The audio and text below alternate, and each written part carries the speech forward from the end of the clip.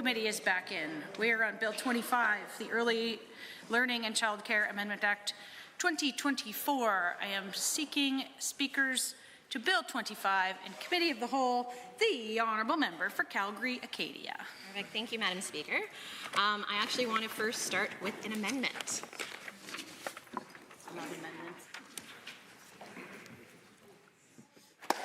Where?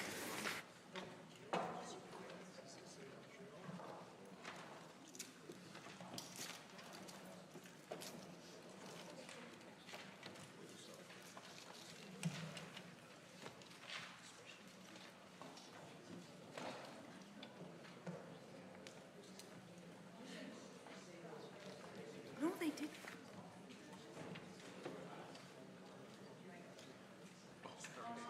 Honourable members, this will be known as Amendment A1. You may proceed. Perfect. Thank you. So the amendment amends by striking out Section 3 and substituting the following. Section 6.1 is repealed and following is substituted. Safety Code 6.1 is a condition of every facility-based license that a license holder must, A, comply with all applicable zoning, health, and safety legislation, including the Public Health Act, the Safety Codes Act, and applicable municipal bylaws, and B, establish and comply with a written policy respecting hand washing at that facility. So, I, of course, am delighted to stand and speak to this amendment. You'll recall that in the second reading of the bill, I shared a little bit, or maybe a lot of it, about E. coli, and I had provided some basic ways to help prevent its spread. So today, I bring forward a possible solution to one of my largest concerns that I had brought forward. So which is that it does not address any prevention whatsoever. It is highly reactive. So it's not enough. It's not going to stop future outbreaks. So now, as legislators, we are responsible for bringing the best solution possible, which means learning from others' mistakes and learning from our own. The practice of keeping children safe through methods such as hand washing is not unique to Alberta or Canada, of course. Madam Speaker, I'm sure you're not surprised to hear that hand hygiene is supported around the world. The United Nations Children's Fund, or UNICEF, is a well-known humanitarian and developmental aid group for children worldwide.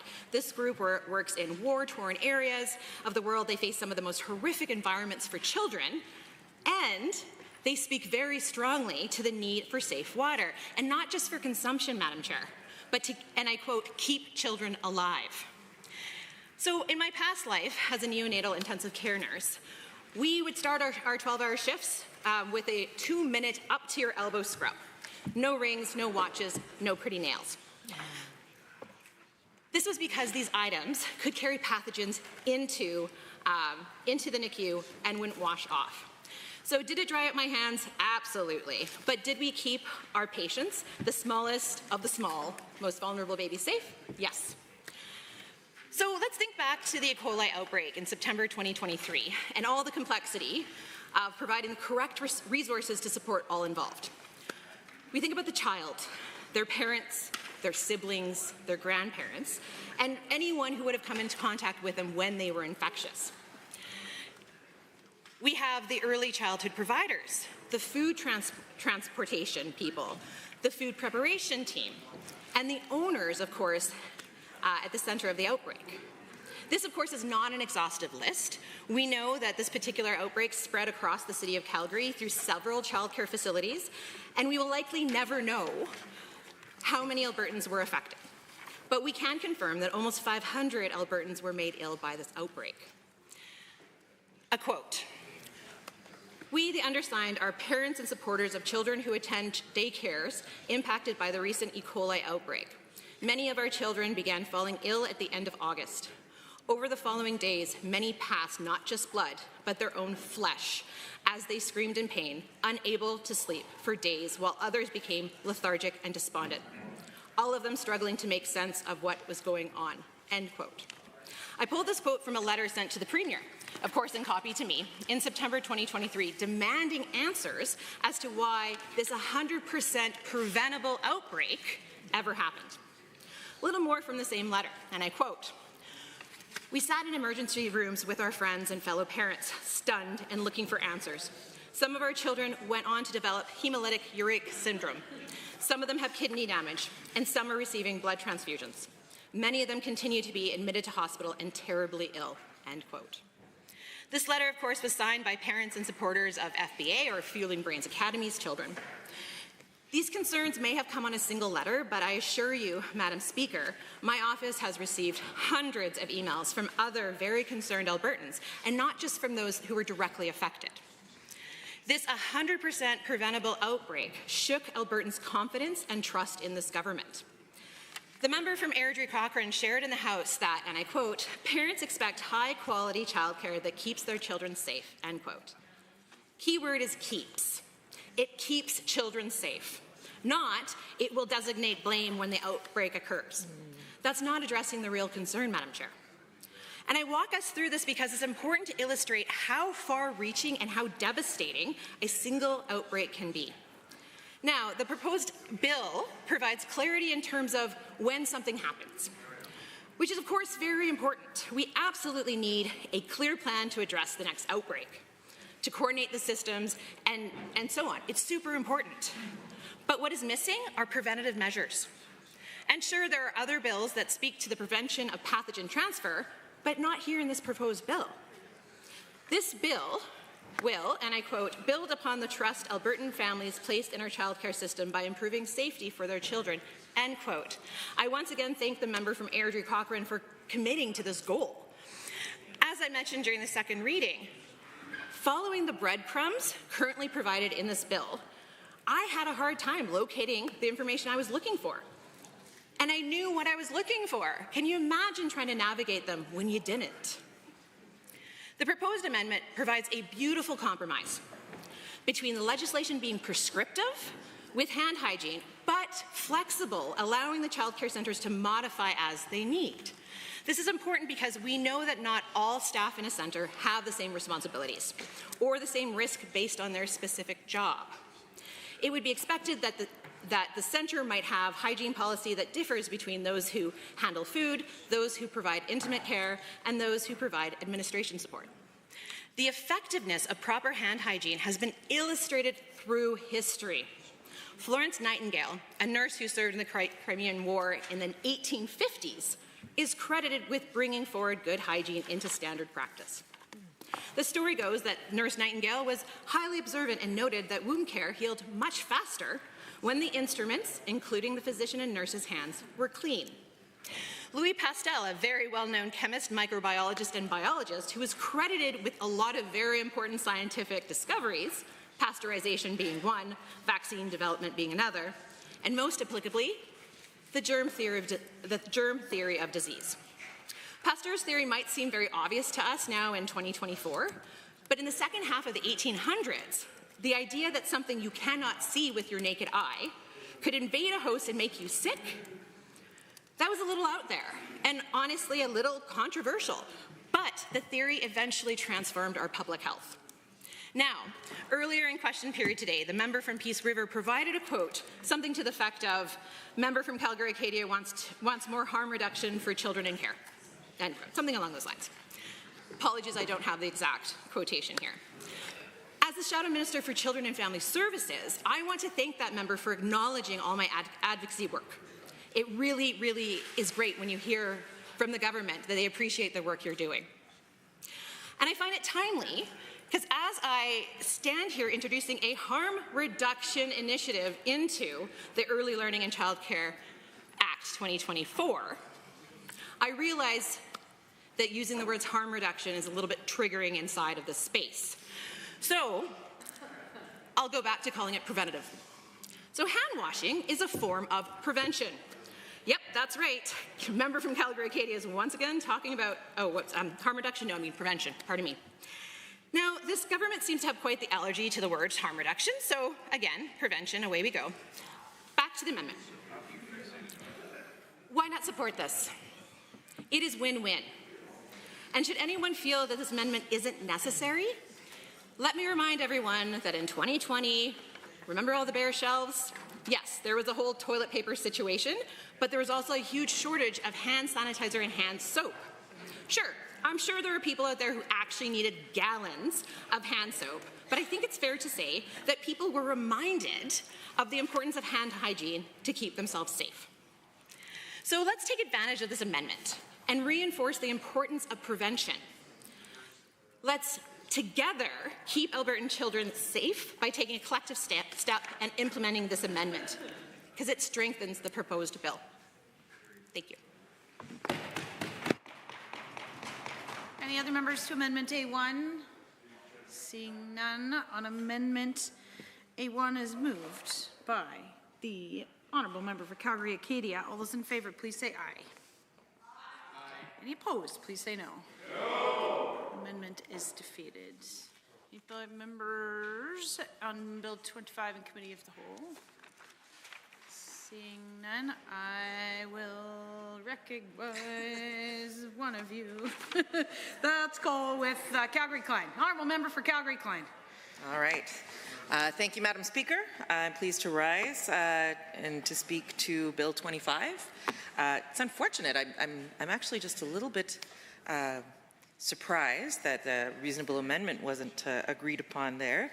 On hand washing, we all know how important hand washing is, and so I feel like that's especially in any daycare spaces, any spaces where that we share with kids, that hygiene would be especially important, and really we know that that is the genesis of this bill, that we've had now a public health situation where the lack, either the lack of sanitation practices or any rules around them, any guidelines, strong guidelines and strong follow-through from our government actually resulted in crisis. And then we look into, some of the spaces that, that we entrust our children to, and thinking about the care that we want them to take with our kids. Of course,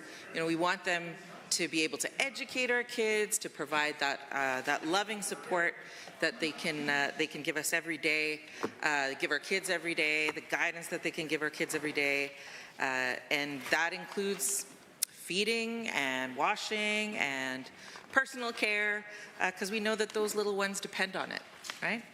And so to think that in 2024, we're at this stage where we definitely need to keep this in mind and have it as part of our legislation, it's somewhat surprising, but so necessary, and unfortunate that we weren't able to accept an amendment on particularly hand washing. As it relates to E. coli, we know that that is not only standard practice in all of the spaces where personal care is done, but that it should just be stated without question that this is something that would be necessary in a child care centre. And so I think, when I look at the details of this bill, I'm glad that we are responding, if a little late, and when we look at what the response was to the E. coli outbreak, frankly, less than exemplary response on that account, and I, in my office, received many distressed emails from Albertans, from parents, people who were concerned about what protections were in place for their kids.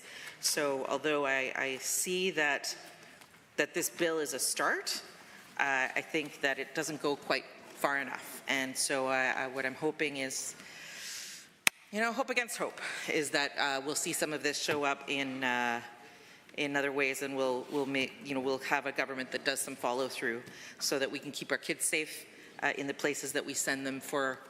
I was actually just talking to someone just in the hallway about how many hours kids spend in childcare, and it can be 10 or more.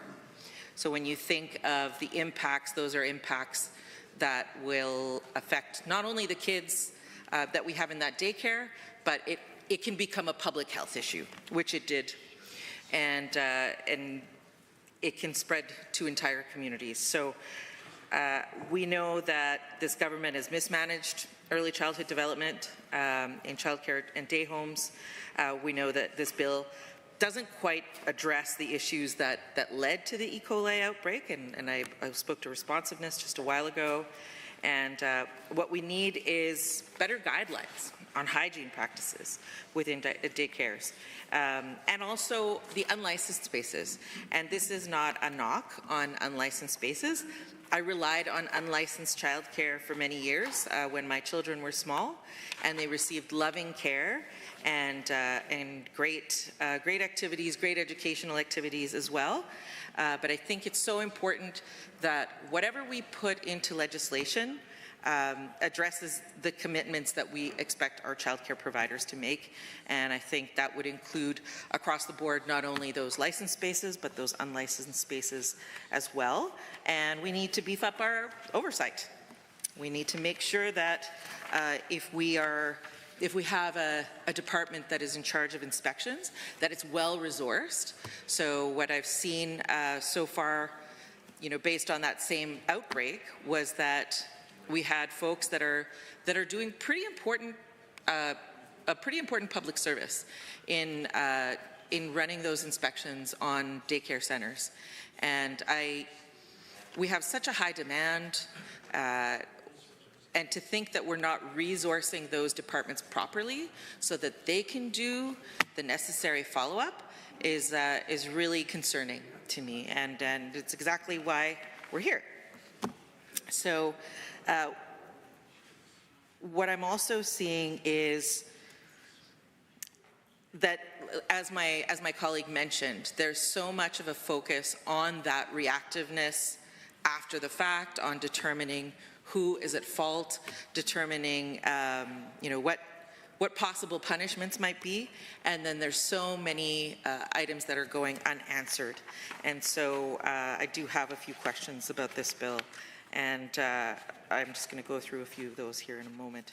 But what we learned about what brought us here to be discussing Bill 25 is that we had a list of recommendations from a panel. So again, a really good start. I'm glad that we are seeking that information. I think whenever we make mistakes as a government, as a community, it's important to focus less on the blame and focus more on the problem-solving aspects. So what we're seeing here is that we got, I think it was over 40 recommendations? 30? Okay. So we had over 30 recommendations, and this bill really doesn't address most of them. So what I'd like to know is, how are we going to take those precautions to prevent future outbreaks?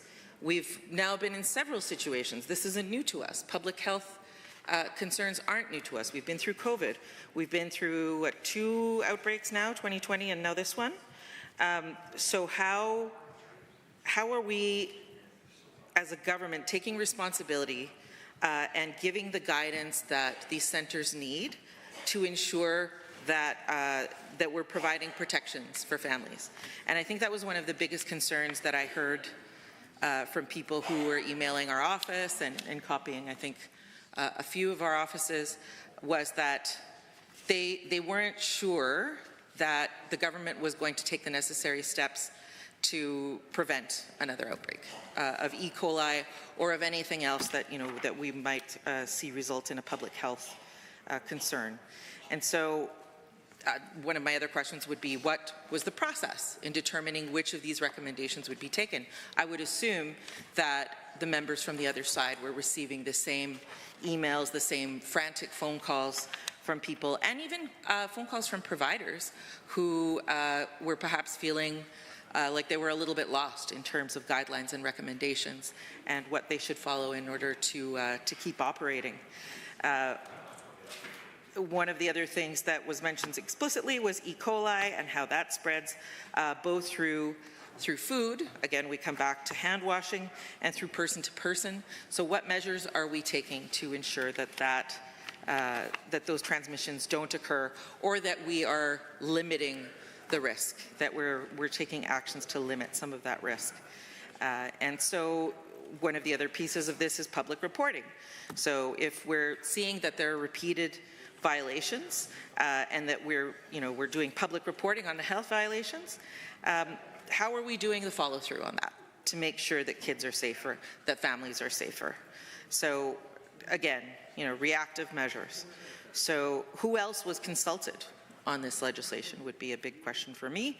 I know that I've had lots of contact with the families through our office, but it would be great to have some transparency around how we came to this bill and how we came to these solutions, and why perhaps we're still seeing some gaps in those solutions.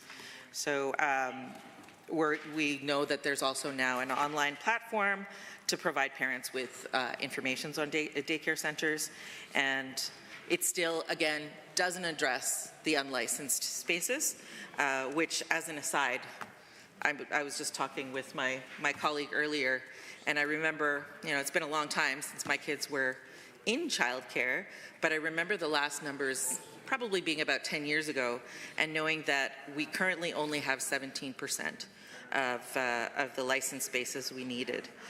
So with all of the different programs that are available to us and different orders of government that are also pitching in, I'm wondering why we're at still such a state in our childcare systems to be able to support our families as they re-enter the workforce. So if we know that there are facilities that have had repeated issues with compliance and repeated infractions, what are the steps that we're taking to suspend licenses? And so in closing, I'd like to say that while I think we can, in general, be in support of this bill, it needs to go a lot further to assure families that their kids are cared for when they send them to daycare. Thank you so much. The Honourable Member for Calgary-Edgemont. Thank you, Madam Speaker. I rise to speak to Bill 25, the Early Learning and Child Care Amendment Act in 2024. For me, I think that this bill doesn't adequately address the issues that have led to the E. coli outbreak in Calgary. It impacted many of our families and our ridings, and this bill doesn't go far enough. And as well, we are still waiting. I hear it a lot as well that we don't have the space. We don't have accessible and affordable provincial daycare programs. I was fully in favor of my colleague, the MLA for Calgary-Acadia's much-needed amendment to Bill 25. I think with that amendment, it would have been a lot easier for all of us to support the bill. I am also so proud of the member of Calgary-Acadia, our Shadow Minister for Child Care and Family Services. She has worked so incredibly hard to advocate for our children, our youth, and our families. And your advocacy and your dedication on this file to protect and stand up for our kids means so much to many of us. To quote her, the health and well-being of Albertans, especially children, that must be the priority of the government. I do know it's a priority for us on this side of the House. So thank you for putting forward the amendment and the condition, that would have looked at actually establishing and having a written policy for written hand washing at a facility. That's my big issue with this bill. Bill 25 doesn't set out any further guidelines for hygiene policies within daycare's facilities and help limit further outbreaks. I thought it was a brilliant amendment by the member because it was going to keep our children safe and hygienic. It was simple and it appreciated harm reduction, washing our hands. Well, I'm not a nurse. Like the member who put forward the amendment, I have worked with children though, and I know the importance of washing our hands to stop that spread of germs. The bill, that's put forth here in front of us, the amendments are in the Public Health Act and the Occupational Safety Act. but it's neglecting to include washing our hands. And I'm still a little bit confused as to why that wasn't even accepted as an amendment. Because I think we can all agree that it's a simple thing to encourage and have people washing their hands, especially as my colleague from Calgary, Klein, talked about. Like, we've had these other outbreaks, and I would have thought by now it would be a common practice, but we still need to mandate it. In some centers we have our young children and our babies. And some of those babies are wearing the diapers.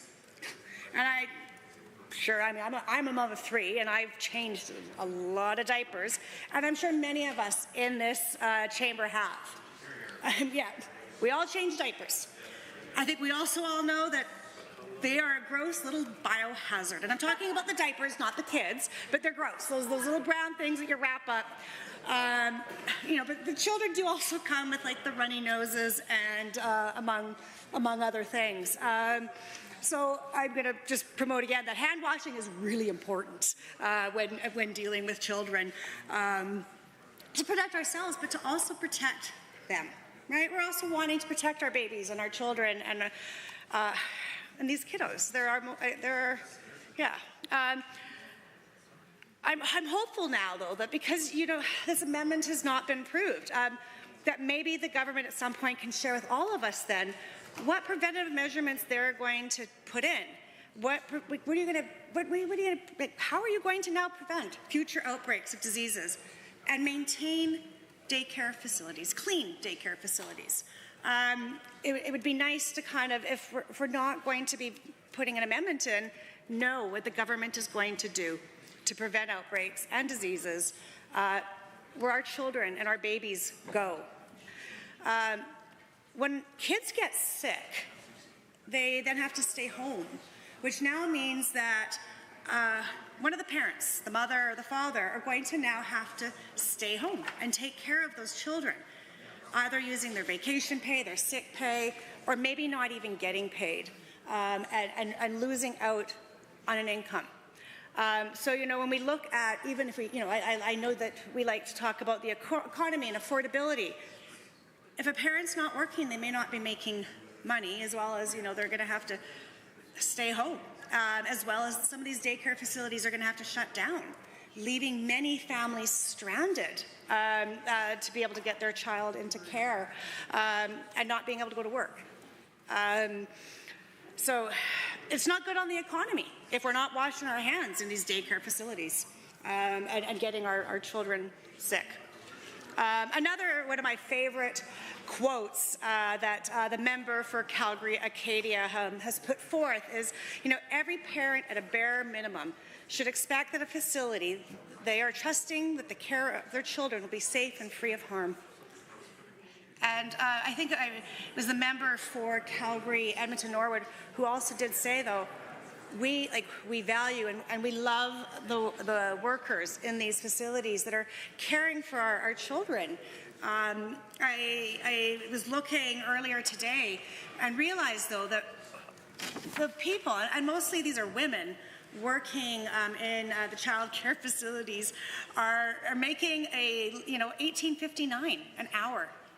That's $33,000 plus $564 per year. If they're the ones if they're the ones that are needing to take time off of work because their children are sick, that's quite bad during an affordability crisis. So I hope that we can hear the answers as to what the government will be doing to help with the hygiene policies within our daycare facilities. Any other members to Bill 25? Seeing none, I will call the question on Bill 25, the Early Learning and Child Care Amendment Act 2024. On the clauses of the bill, are you agreed? Agreed. Any opposed? Carried. On title and preamble, are you agreed? Agreed. Any opposed? Carried. Shall the bill be reported? Are you agreed? Agreed. Any opposed? Carried. The Honourable Government House Leader. Thank you, Madam Chair. I move that the committee rise and report Bills 25, 26, and 27. Having heard that motion, all those in favor, please say aye. Aye. Any opposed, please say no. So carried. Clinton's here.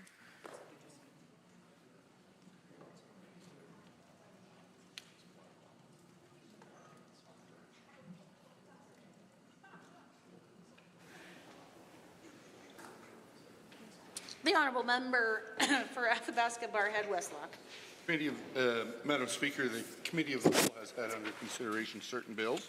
The committee reports the following bills: Bill 26, Bill 25. The committee reports the following bill with some amendments: Bill 27. Madam Speaker, I wish to table copies of all amendments considered by the Committee of the Whole on this date for the official records of the Assembly. Does the Assembly concur in the report? All those in favor, please say aye. Aye. Any opposed, please say no. So carried. The Honourable Government House Leader. Thank you, Madam Speaker. I rise to seek unanimous consent from the House to move to 1-minute bells for the remainder of the evening sitting, including the first bell in Committee of the Whole. This isn't our first time doing this. Today, I'll ask one question only, seeking unanimous consent to move to 1-minute bells, including the first bell, here on out from Committee of the Whole. Is anyone opposed? Please say so now. Unanimous consent is granted. Committee of the Whole.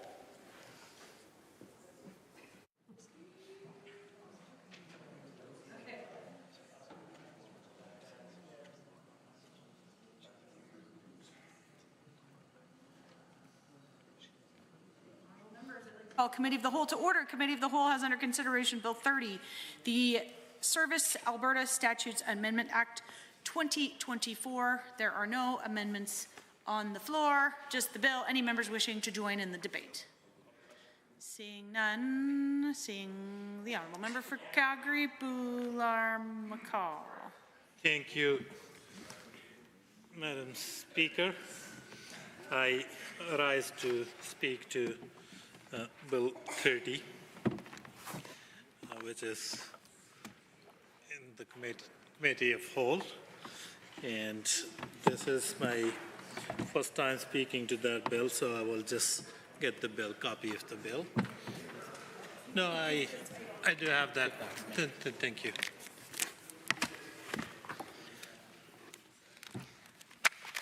I think many of my colleagues have spoken to this bill, Service Alberta Statute Amendment Act, and generally speaking, they have agreed with certain changes that are contained in this bill, but they, however, have also raised concerns or questions that they were hoping that they can get answers from the government.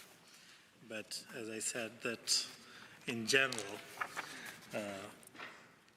our caucus agrees in principle with the changes that are contained in this bill, so I will cede my time for my colleagues to expand on that. Other members wishing to join the debate on Bill 30 in Committee of the Whole, the Honourable Member for Calgary Northeast. Are you standing? Followed by Vegreville. Go ahead. Calgary Northeast? No? Sorry, the Honourable Member for Fort Saskatchewan, Vegreville. Okay. Good evening. I stand to move an amendment to the Service Alberta Statutes Amendment Act 2024, Bill 30.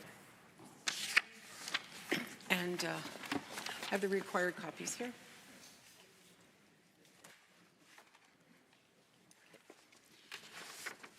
This amendment reads... Just wait till I have a copy, Okay. and then we'll let you go. This is the first one.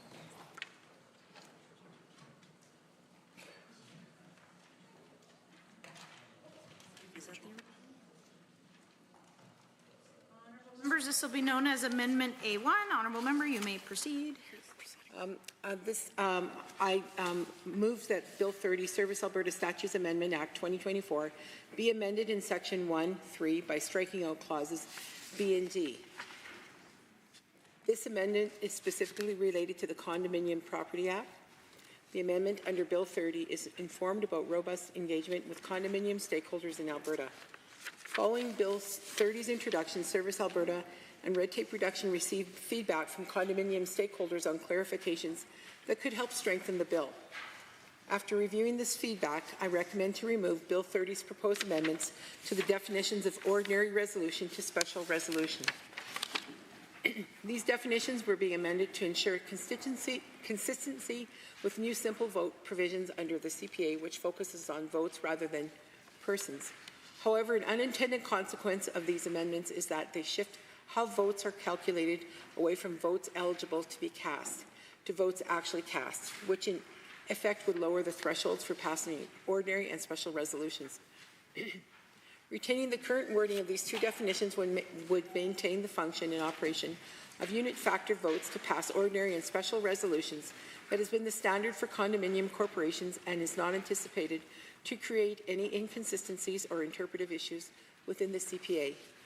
Madam Speaker, this technical but critical amendment is important for ensuring the legislative framework for condominiums in Alberta functions as intended. And with that, I encourage my fellow members to support this amendment.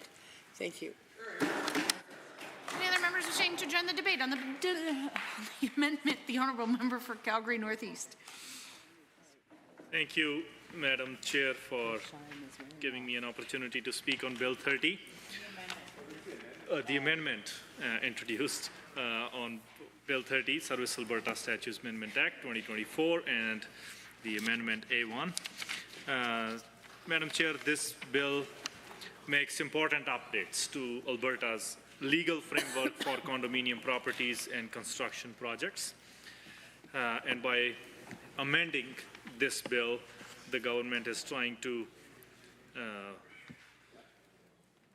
is saying that they have heard from various stakeholders and they have talked to people involved and who will be impacted on this due to this bill.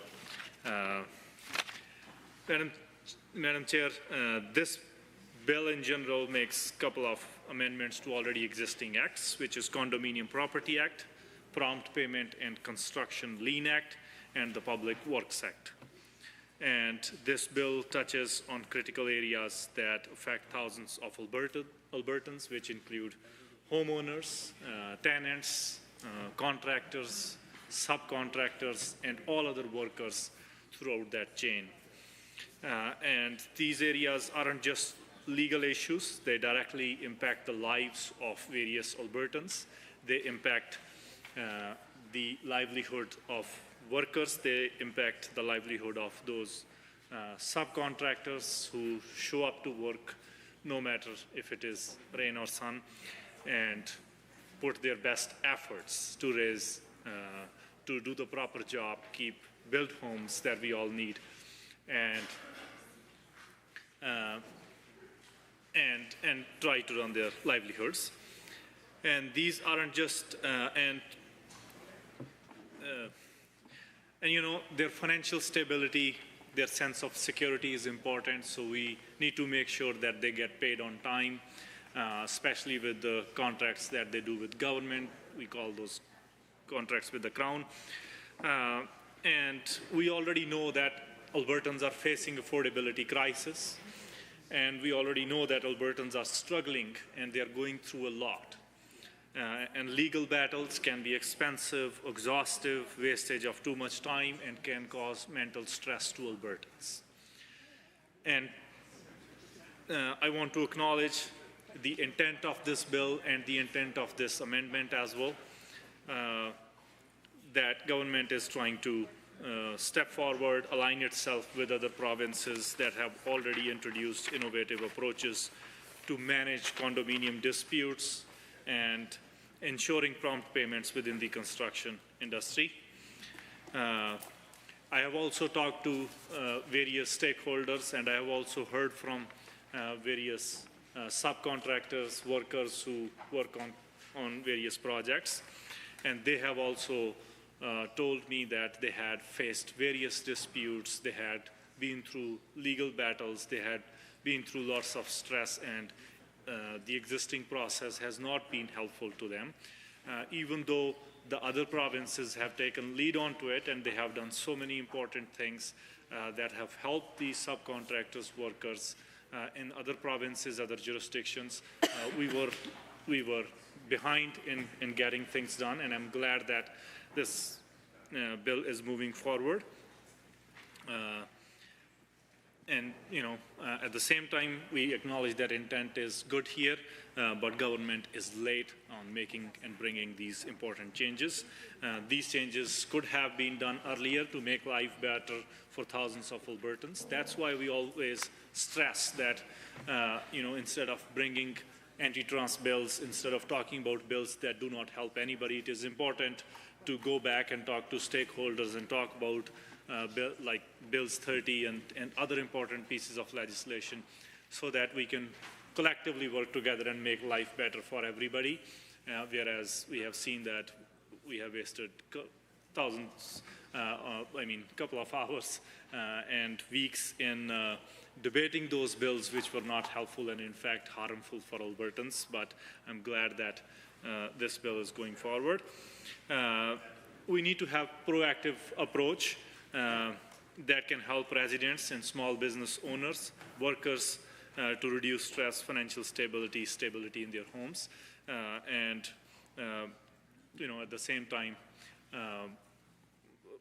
we need to follow what other provinces are doing, like Ontario, like BC, and even Saskatchewan has done some important changes. And with that, Madam Chair, I want to say that we continue to talk about this important piece of legislation and amendment, and thank you for giving me the opportunity to speak on this.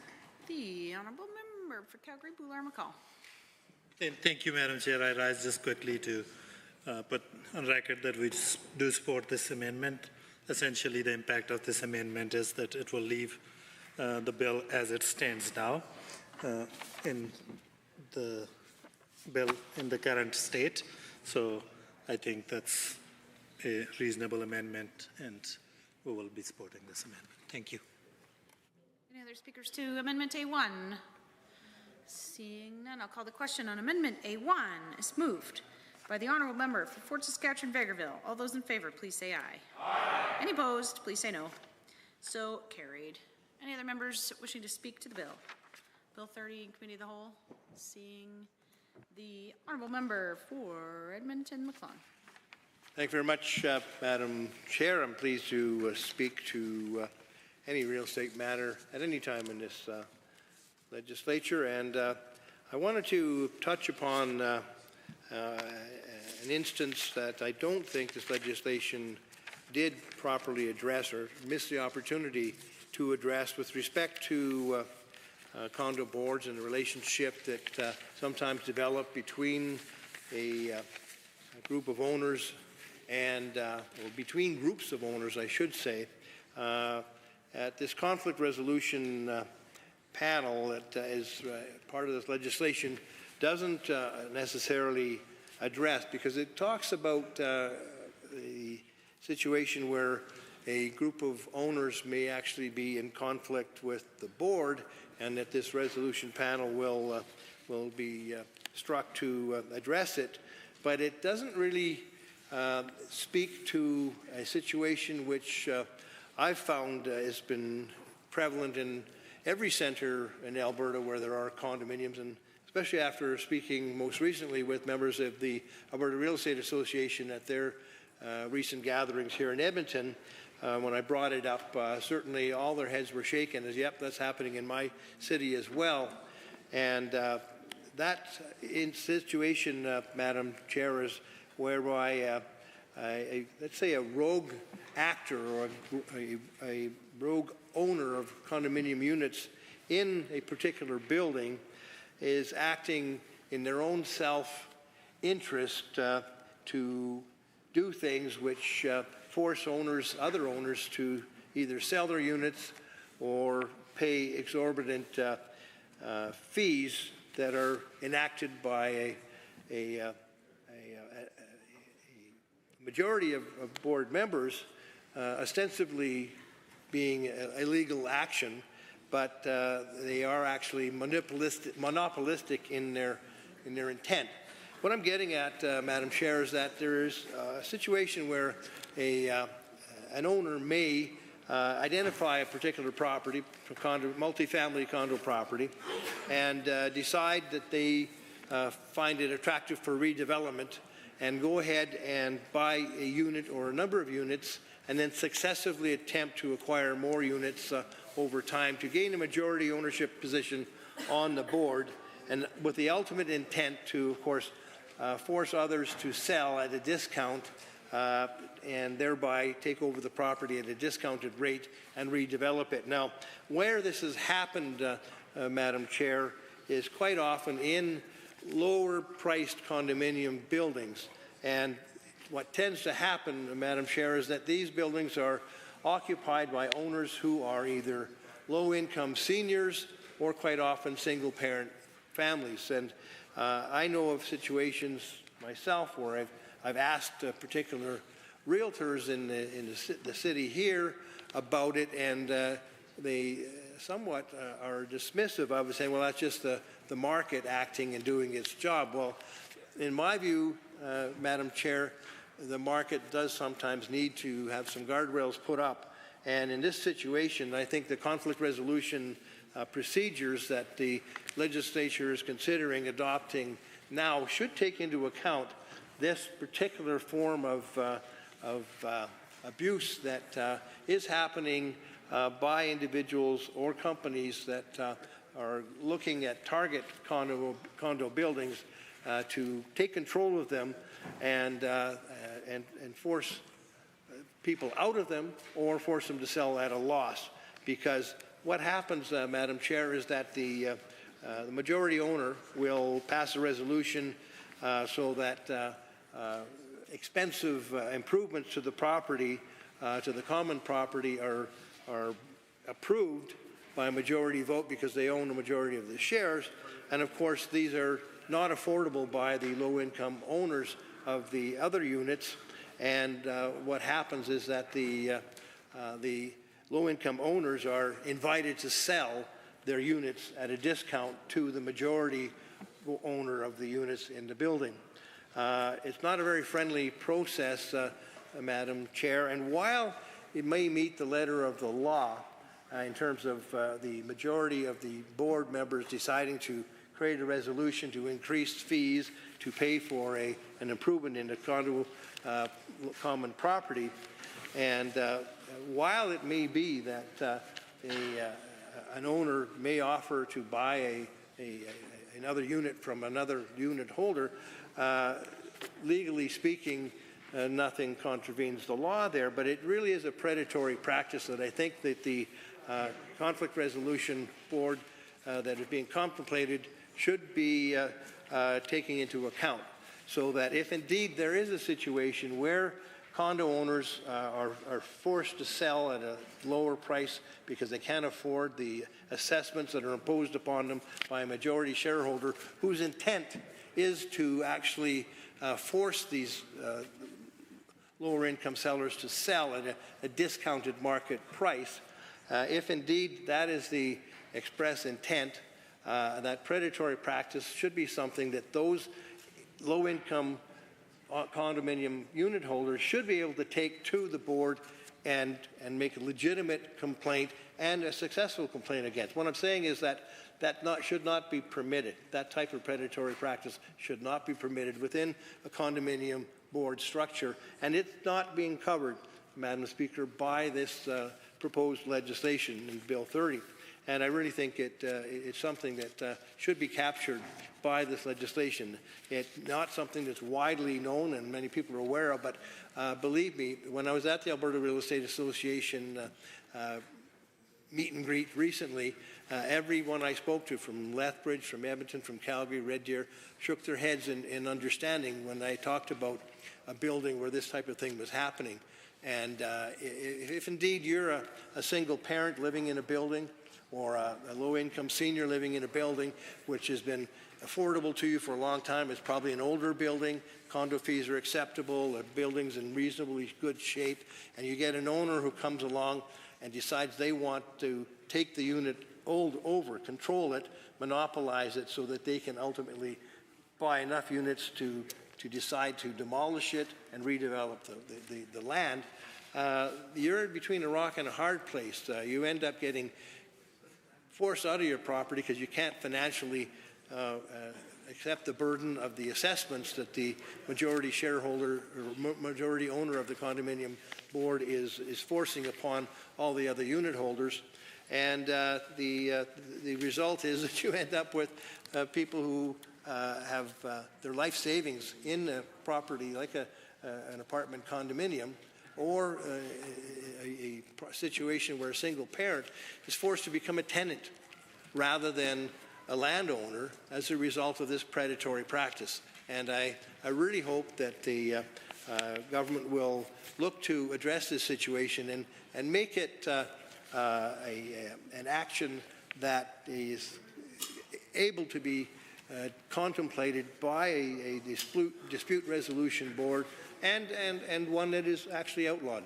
If indeed it's the intent to monopolize and take over a board, to force a sale, which has a result of harming lower income unit holders, which are quite often single parents or low income seniors, then that practice should be outlawed. I mean, I was involved in the real estate market for 30 years. I enjoyed it a lot, but I certainly would like to see that the rules and regulations implemented do protect the interests of those people against the predatory instincts of a very small number of investors who see clear their way to profit off the hardship of others, hardship that they are causing themselves. So that's one thing, Madam Chair, that I really thought I'd like to bring to light.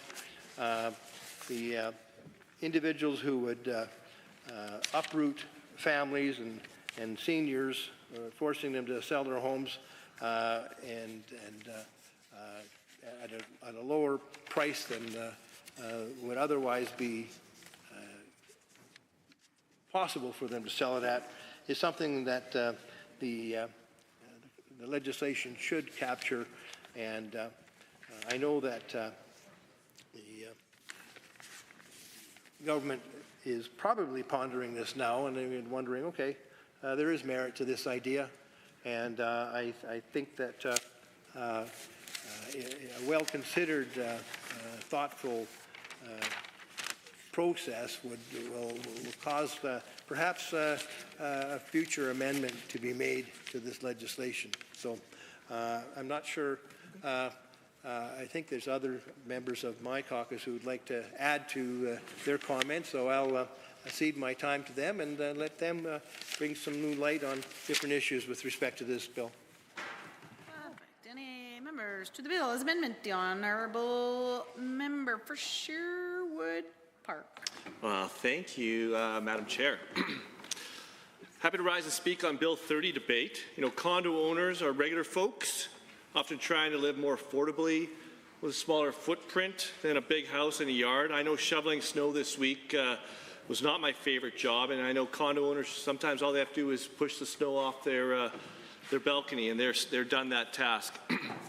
But they deserve to have protections in place like anyone else, and Bill 30 certainly sounds promising when I've read through it and talked with the minister on it. I just want to be sure nothing falls through the cracks. You know, part of what I think about with this bill, it's interesting, is which the ministry it's coming from. And after nearly 50 years of conservative rule in the province, the result is that we have a Minister of Service Alberta and red tape reduction to clean up 50 years of Conservative Party legislation that just drags Albertans down. You know, maybe when we form government, we need to create a Minister of Autocratic Reduction, so we can clean up some of this terrible legislation that has been brought in by this current brand of Conservatives that fly under the flag of UPC.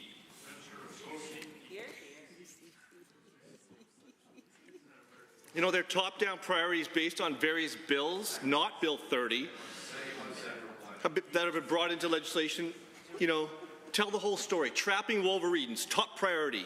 Removing gift limits on lobbyists for elected officials, top priority.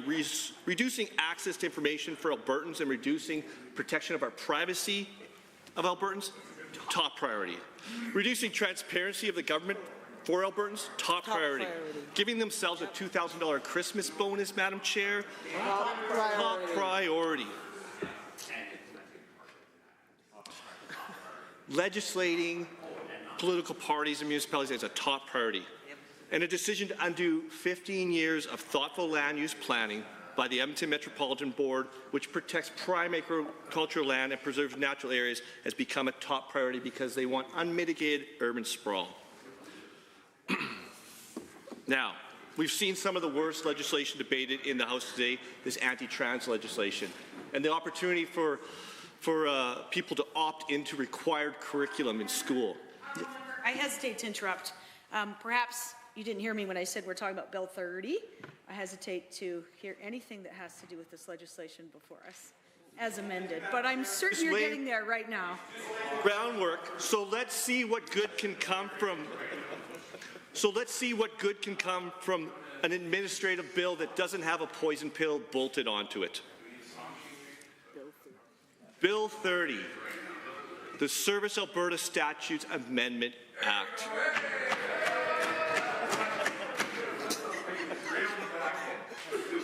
The condominium, it addresses some changes in administration to the Condominium Property Act, the Prompt Payment and Construction Lien Act, and the Public Works Act. If passed, I understand this legislation will do two major things which will be important, and I think, as the member from Red Deer South will say, they are good, Madam Chair. Establish a tribunal to adjudicate condo property owners' conflicts. This seems really important, and I'm glad to know that the condo owners will really appreciate it. The North Alberta chapter of the nonprofit, the Canadian Condominium Institute, is glad to see this being brought forward in legislation. I also understand this legislation will widen the scope for prompt payment to include Crown public contracts, as well as contract for subcontractors. And I can tell you, Madam Chair, contractors need to get paid, and they need to get paid properly and promptly. I can tell stories from my own experience as a subcontractor how important prompt payment is. And I have colleagues of mine with businesses that seem to be operating very well. They were busy, they were buying parts, they were building projects, they were hiring staff. Everything seemed to be going very well. And I know one who was building a school for the government of Alberta. This is really important to the Minister of Education. I know a subcontractor that was building a school for the Minister of Education at the time, but this general contractor did not pay the subcontractor promptly. They actually stretched them for 120 days, and for those who haven't worked in the construction industry, waiting 120 days to get paid is a death sentence for some companies. Because you feel like you're busy and everything's going well, but if you have to wait 120 days for that general contractor to pay you, and it all seems really good, it's a government contract, should be one of the more secure contracts. But as you go from the government down to the general contractor, subcontractor, and sub-trades, you may find that people are not getting paid promptly. So to see legislation brought forward that will encourage prompt payment and not just encourage it, but give some teeth is very important. And there's times in the business when it seems like we're doing well, when we are working, you're buying the parts, like I said, and it seems like you're growing, but you can't actually tell if you're profitable until you pay all the bills. And things stop abruptly when bankruptcy happens. It actually reminds me of this province and our municipalities that have a huge infrastructure liability, over $30 billion, Madam Chair. And our energy industry in this province, which has a huge liability of the environment, over $260 billion in tailings ponds and traditional oil and gas liabilities. And we've got $24 billion in our savings account. We haven't paid all the bills, Madam Chair, and I'm worried that, like a subcontractor that needs the prompt payment provisions of Bill 30, we might be broke. I'm worried that we might not be profitable. Are we actually getting ahead, or does it just look like it? Madam Chair, before I give up my time here, I do want to say there's one other group of people that like to get paid promptly. You know, and they are also condo owners. We call them life lease holders. And back to Bill 12, where we have the chance, we have this Minister of Service Alberta and red tape reduction that can bring legislation forward, like jurisdictions of Manitoba, that allow existing leaseholders to get paid promptly. I am saddened that this legislation that's addressing the Condominium Act is not bringing forward anything to help life leaseholders.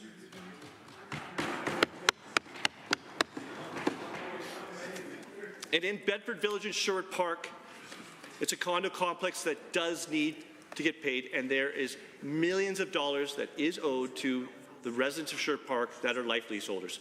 Madam Chair, I am happy to have risen to this debate. At this time, I think I will let others speak to it. Seeking members to Bill 30 as amended.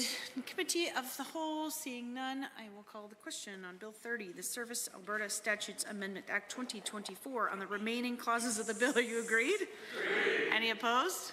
Carried. On title and preamble, are you agreed? Agreed. Any opposed? Carried. Shall the bill be reported? Are you agreed? Agreed. Any opposed? Carried. The Honourable Minister of Mental Health and Addiction. Well, thank you, Madam Chair. I move that the committee rise and report on Bill 30. Here. That motion, all those in favor, please say aye. Aye. Any opposed, please say no. So carried. It's too late.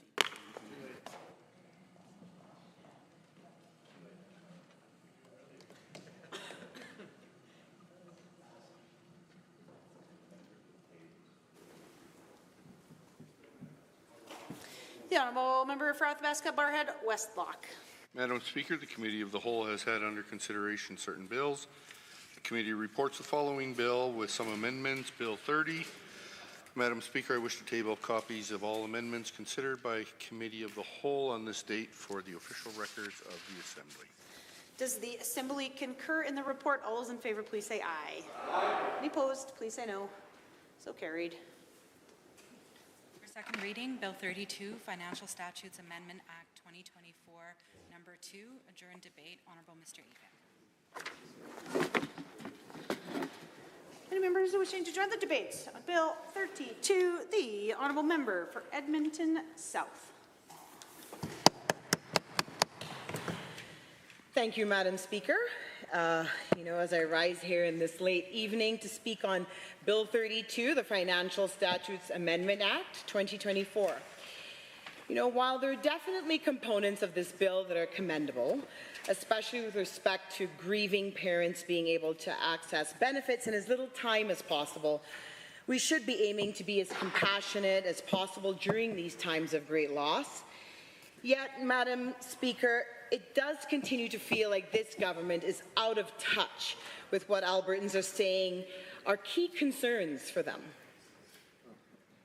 Alberta's unemployment rate soared to 7.7% in August, while Edmonton's jobless rate climbed to become the second highest of any Canadian city, up to 8.6% compared to 8% in July. Albertans need good-paying jobs to support themselves and their families, especially as we continue to see exponential population growth. Between the second quarter of 2023 and the second quarter of 2024, Alberta's population increased by 209,000 people. That's a growth rate of 4.36%, the second highest quarter year-over-year growth rate the province has seen since 1981. It was also the largest population growth of any province in Canada. Everyday life is getting less and less affordable as Albertans struggle to put food on the table and keep lights on. Bill 32 falls extremely short of addressing these concerns. This bill effectively means Albertans will pay higher taxes and receive lower benefits in times of high inflation. According to the 2024 Hunger Count report by Food Banks Canada, Alberta ranks 4th nationally for food bank visits, with 172,832 monthly visits, over 90% increase between 2019 and 2024, all under the UCP government. The same report shows that children comprise of nearly a third of food bank clients with approximately 700,000 monthly visits. And 18% of food bank clients are employed, showing that many working Albertans cannot afford the basic necessities. Albertans are barely keeping their heads above water, Mr. Speaker. They are dealing with high inflation, high unemployment, and lowest minimum wage in Canada. And they're struggling under a cost of living crisis with no end in sight because affordability just isn't top of mind for this UCP government. The new living wage in Calgary is $24.45 per hour, almost $10 per hour, or 63% higher than Alberta's minimum wage. In Edmonton, it is $20.85. This is the standard needed for Albertans to cover cost of utilities, housing, food, childcare, and insurance, and it's just not keeping up with the real costs that Albertans are facing. This government is letting Albertans literally fall through the cracks. And the UCP seems to have no issue with making the situation worse because now they're going to remove caps on rate increases for auto insurance. Instead of stepping up and finding ways to give people real financial relief, the members opposite are letting rates climb higher, exactly at the moments when Albertans can least afford it. At what point will this government take real action on what matters to Albertans? For as much as the Premier talks about an affordability crisis, it's remarkable just how absent it's been from the government's agenda. They seem far more interested in introducing legislation to consolidate power and undermine public institutions. Time after time, they're missing the mark, and this Bill 32 is no exception. A big issue I have with Bill 32 is this government's insistence on penalizing any attempts made by Albertans and industry professionals to support renewable energy. The majority of other provinces in Canada offer $5,000 incentives on lease and purchase of electric vehicles or hybrids. Some even go as high as $10,000. We're talking Ontario, Quebec. I mean, the list goes on. Instead, this UCP government decides to implement an annual $200 tax on all electric vehicles. I'd like to remind the members opposite, in the last election, this UCP government and Premier promised not to impose any new taxes without first seeking permission of the people of Alberta through a referendum. Well, Mr. Speaker, I guess we can add this to the long list of broken promises from this government. And it's been suggested through Bill 32 that this kind of tax is necessary because, well, folks who drive EVs don't pay a fuel tax and that fund is needed for road maintenance. But the members opposite are keen to ignore that the gas tax that hadn't been charged for the last year does not pay for road maintenance in Alberta. It goes into general revenue.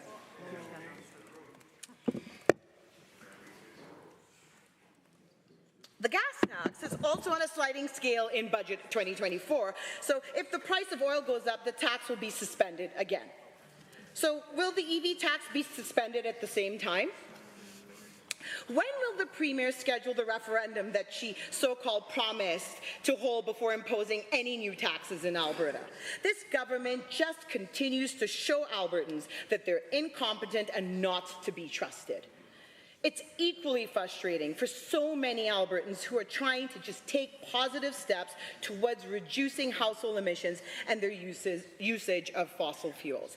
And they're so keen to prevent the renewable energy sector from growing, this government, that they're willing to do so at the expense of Alberta's economy, at the expense of our job market, at the personal expense of everyday hard-working Albertans.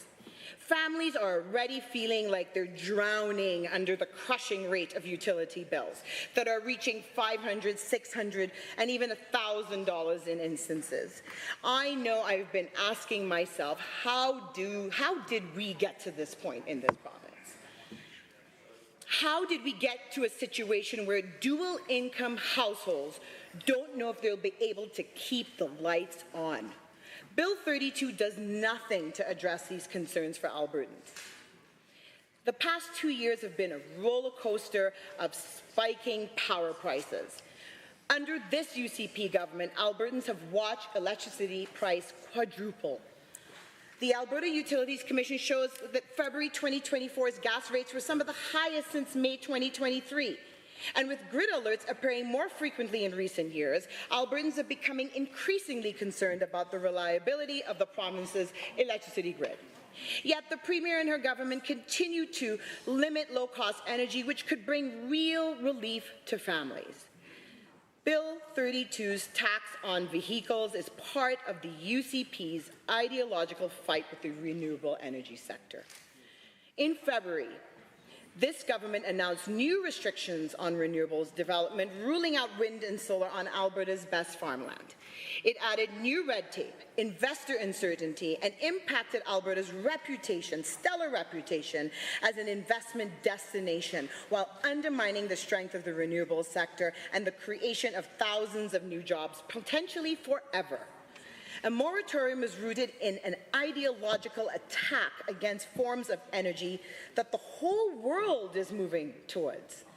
Companies with active renewable energy projects or planning to invest in Alberta have made it clear that this ban came without warning or consultation. And it cost Alberta big time.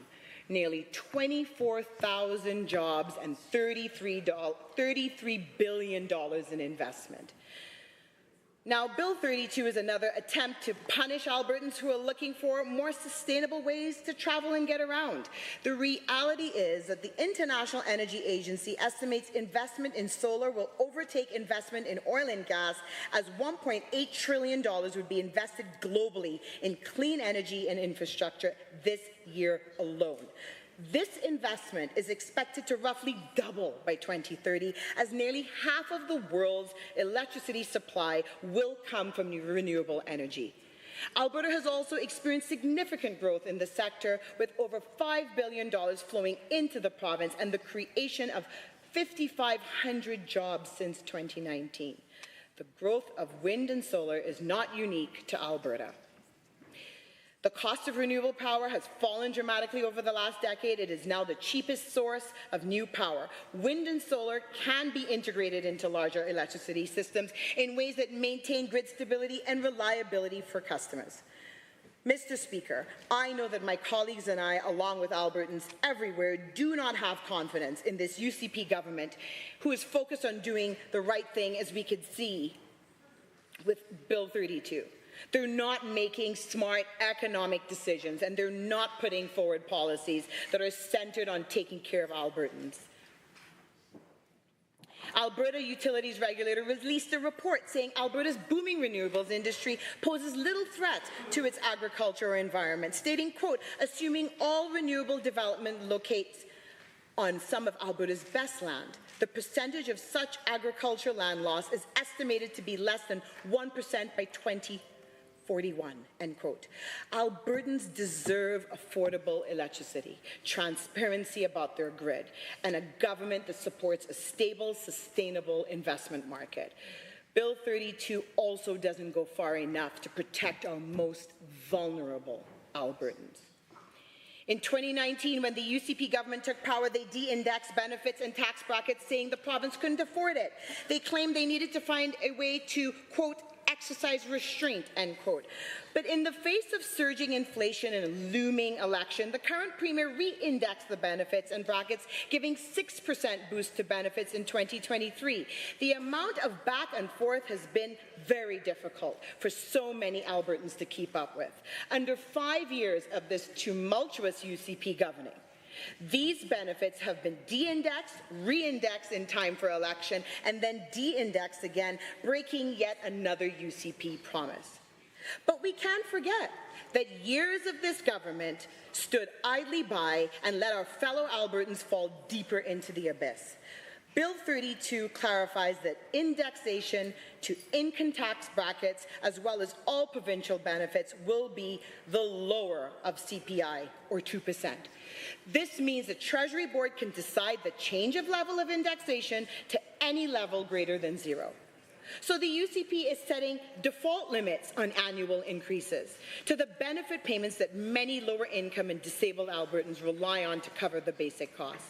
Hundreds of thousands of Albertans rely on benefits like income support, AISH, and Alberta Seniors Benefit to cover the day-to-day costs of living. A report done by the U of C School of Public Policy found that the UCP government's policy of de-indexation meant that Albertans paid $118.6 million more in taxes than they would have otherwise. Of those taxpayers who had to pay more in 2020, the average amount paid was $51.43. By 2022, this had grown to $345.7 million, for an average increase of taxes paid to $147.87. In total, between 2020 and 2022, the Alberta government accrued $646.9 million in additional tax revenues as a result of de-indexation. So what Bill 2032 actually means is that Albertans will pay higher taxes, receive lower benefits in the midst of an affordability crisis. We need a government that's focused on making life more affordable, not less affordable. Bill 32 is yet another broken promise from this UCP government. We need a government that's focused on making life more affordable, especially for vulnerable Albertans. Bill 32 severely misses the mark, and I cannot support it as it stands. Thank you, Mr. Speaker. Are there others? The Honourable Minister of Immigration and Multiculturalism. Well, thank you, Mr. Speaker. It's such a pleasure for me to rise to speak to Bill 32. I am honored to discuss an important step forward for Alberta, the introduction of the Financial Statute Amendment Act, or Bill 32. This act, among other things, is a testament to our province's commitment to inclusivity, opportunity, and financial innovation. One of the act's most groundbreaking component is the introduction of alternative finance mortgages, including halal mortgage products. Today, I would like to share why this is not only a milestone for Alberta's financial landscape, but also a crucial development for our communities. Home ownership has always been a cornerstone of stability, wealth building, and belonging. Yet, for many Albertans, traditional mortgage products may not align with personal values, particularly for those who observe faith-based financial principles that restrict interest-based loans. The Financial Statute Amendment Act aims to change that, enabling Alberta's financial institutions to offer alternative finance mortgage products such as halal, faith-based compliant mortgages. Alternative finance mortgages allow Albertans from all walks of life, especially for our growing Muslim community, to access financing without compromising their deeply held beliefs. It is a solution that not only broadens financial options, but also strengthens Alberta's commitment to supporting a diverse and inclusive society. By offering products like Murabaha, Musharaka, and Ijara, or opening doors for more Albertans to achieve their dreams of home ownership, creating a sense of security and investment in their communities. Let's briefly explore the mortgage types and understand why they are so significant for Albertans. Murabaha financing. In Murabaha financing transaction, the financial institution purchases the property upon buyer's request, then sells it back to the buyer at a cost plus a profit margin that agreed upon in advance. This arrangement, often called cost plus financing, enables buyers to enter home ownership with clear terms that avoid traditional interest, making it possible and accessible and compatible with Islamic financial principles. Musharaka partnership. Musharaka partnership is a joint ownership structure where the financial institution and buyer co-own the property over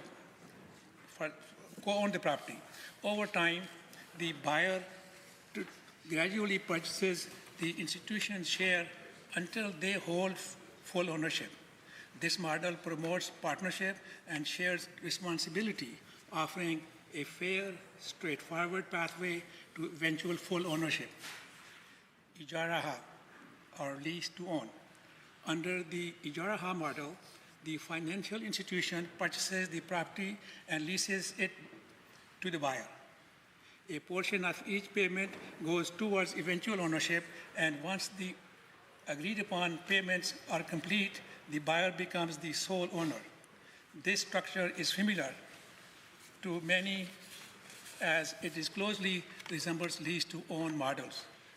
Yet it adheres to Islamic financial guidelines by focusing on asset-based transaction rather than interest. Each of these products is designed to meet the needs of those seeking ethical, faith-compliant financing, but they are not restricted by religion. Any Albertan can apply if they meet the criteria set by the lending institution. This inclusivity not only respects individual beliefs, but also makes Alberta's house market more accessible to those who may have previously felt left sidelines by conventional mortgage structures. With this legislation, Alberta's government has laid down the groundwork, but we are not alone on this journey. We are working closely with Alberta's credit unions, ATB Financials, and other provincially regulated institutions to facilitate these mortgage products. While it's up to each institution to develop and offer these products, we anticipate the alternative finance mortgages will be available as early as sometime in 2025. This collaborative approach demonstrates our commitment to supporting financial institutions in delivering innovative products that respond directly to the diverse needs of Albertans. An important aspect of this act is an amendment to the Land Titles Act, which ensures that fees are associated with alternative financing mortgages remain comparable to those traditional mortgages. This move underscores our commitment to fairness and affordability. While alternative financing mortgages may sometimes carry additional costs, we have made sure that Albertans using these products won't face added burdens when it comes to fee and land transfer costs. These measures reflect our dedication to an equitable housing market, ensuring that all Albertans have equal opportunities to achieve home ownership. The risks associated with alternative finance mortgages are similar to those traditional mortgages, but this government remains committed to protecting consumers. Alberta's Superintendent of Financial Institutions and the Credit Union Deposit Guarantee Corporation will oversee these new products, providing a regulated and safe environment for buyers. While with these safeguards in place, Albertans can feel confident that alternative finance mortgages will be a secure option backed by regulatory oversight and consumer protections. This initiative would not have been possible without extensive consultation with Islamic finance experts, Alberta's Islamic community, and other stakeholders. By listening to their insights and addressing barriers, we have crafted a solution that is not only innovative, but deeply respectful of the values and needs of Albertans. This ongoing dialogue with the community reflects our commitment to inclusivity and to ensuring Alberta's financial system serves everyone who calls this province home. The introduction of alternative finance mortgages through Financial Statute Amendment Act marks the transformative step forward, a move inclusive Alberta. It sends a message to every Albertan that we are committed to building a province where everyone has an opportunity to participate in home ownership, build stability, and contribute to Alberta's economic future. By creating a pathway that respects different values and beliefs, we are strengthening Alberta's foundation as a place of opportunity, understanding, and shared prosperity. I am proud to support this legislation, and I believe it will serve as a model for financial inclusivity across Canada. This act is about more than just financial products. It's about building a better, more inclusive Alberta where all families can thrive.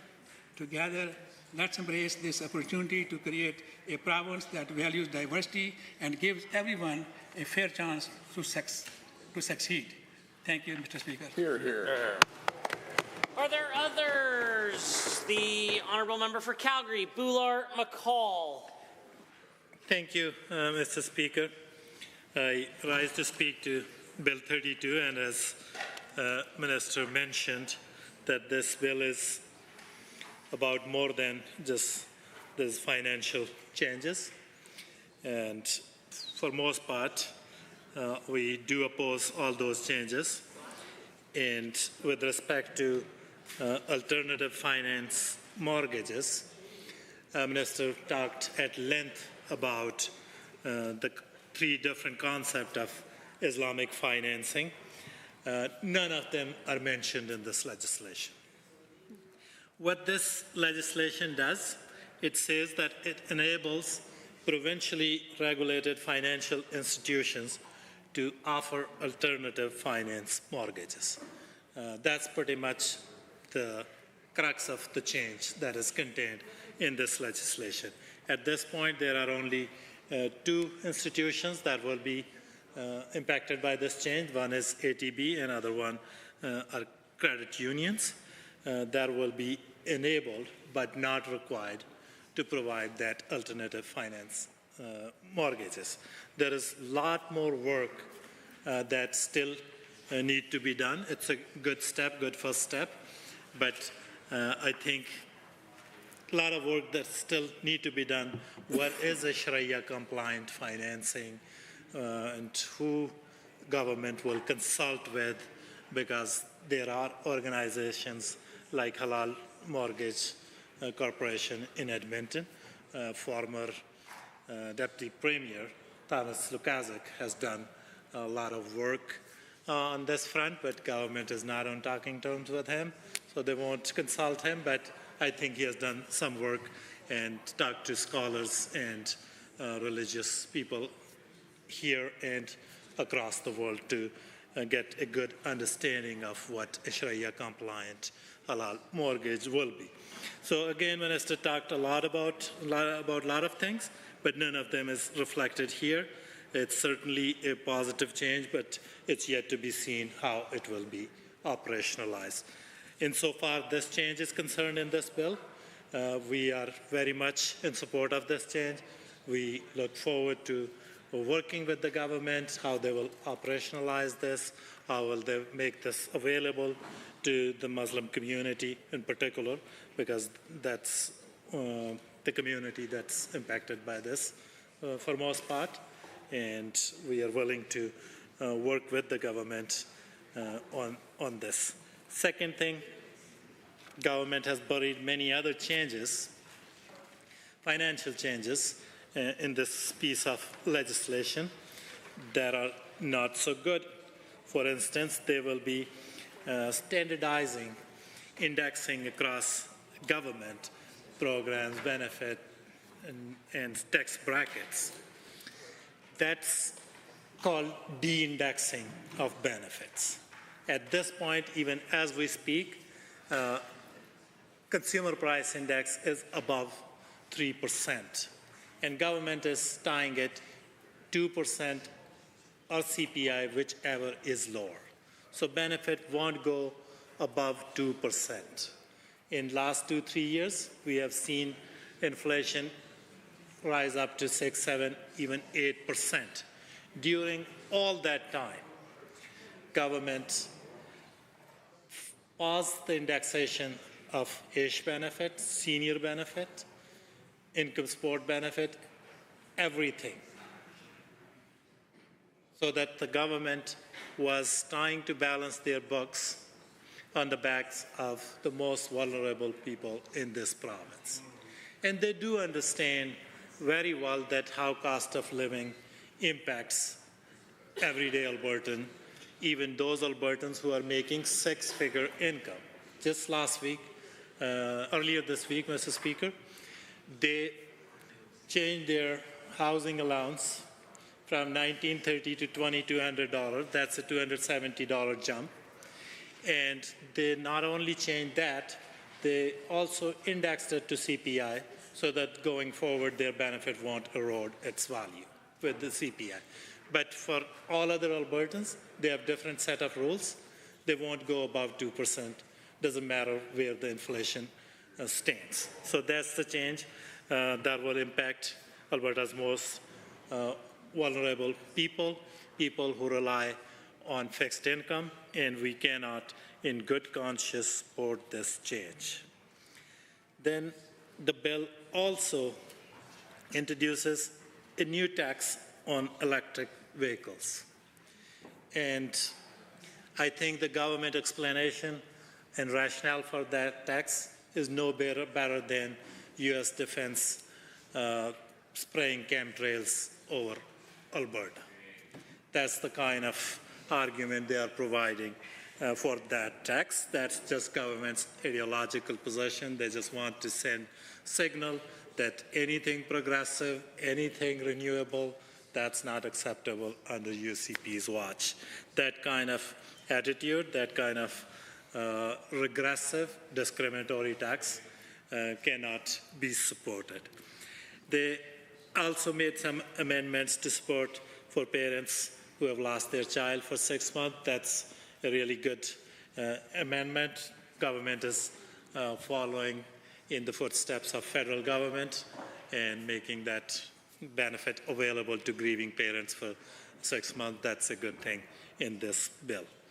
And then they are also aligning Alberta with the rest of the world, how split income is dealt with.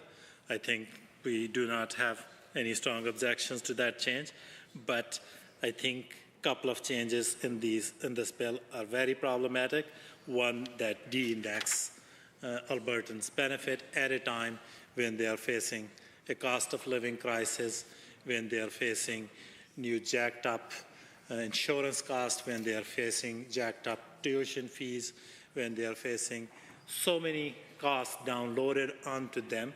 At that time, government is de-indexing Albertans' benefit. That's unconscionable, and I urge all members of the House that think about your constituents who rely on these benefits and vote against this bill. Thank you. The Honourable Minister of Education has risen. Well, it's quite rich, Mr. Speaker, I have to say. It's quite rich to sit here this evening and listen to the NDP go on and on about the affordability crisis that Albertans are dealing with, when all the while they are in a position to ensure that this crisis continues, because their leader in Ottawa continues to support Trudeau and his inflationary policies that are creating this crisis. And I know the NDP hates it. It really gets under their skin when we point it out. But that party, Mr. Speaker, is the same as the party in Ottawa. Their true boss is Jagmeet Singh in Ottawa. We know that. And we know as well that their new leader, Naheed Nenshi, is of course Trudeau's choice, their regional manager for the province of Alberta. And as we do this, Mr. Speaker, they ignore their involvement in the creation of this crisis, because it is federal policies and federal... Order. I might encourage members on one side of the Assembly. I know the Minister listened intently to the remarks of Honourable Calgary Boular McCall, but I also will provide a caution to the Honourable Minister. If he speaks to the content of the bill, I'm sure decorum will increase. I certainly will, because as the member from Edmonton South wondered in her debate, how did we get here? And it's clear how we got here, Mr. Speaker, as the NDP continues to support Trudeau's inflationary policies that are creating havoc for Albertans and for all Canadians. Inflation is at the highest rate that it's been in 4 decades. It's up over 18% in the past 4 years alone. The cost of food has increased by 24% in the last 4 years alone. The carbon tax increased by 23% on April 1st. We've called on the NDP to join us several times and pressure the federal government to repeal and remove the carbon tax, but they won't do it because their true allegiance is always with Trudeau and with Ottawa, and our true allegiance will always be with Alberta and with Albertans, Mr. Speaker. Are there others? Seeing none, I am prepared to call on the Honourable Minister to close debate. The Honourable Minister of Finance Treasury Board.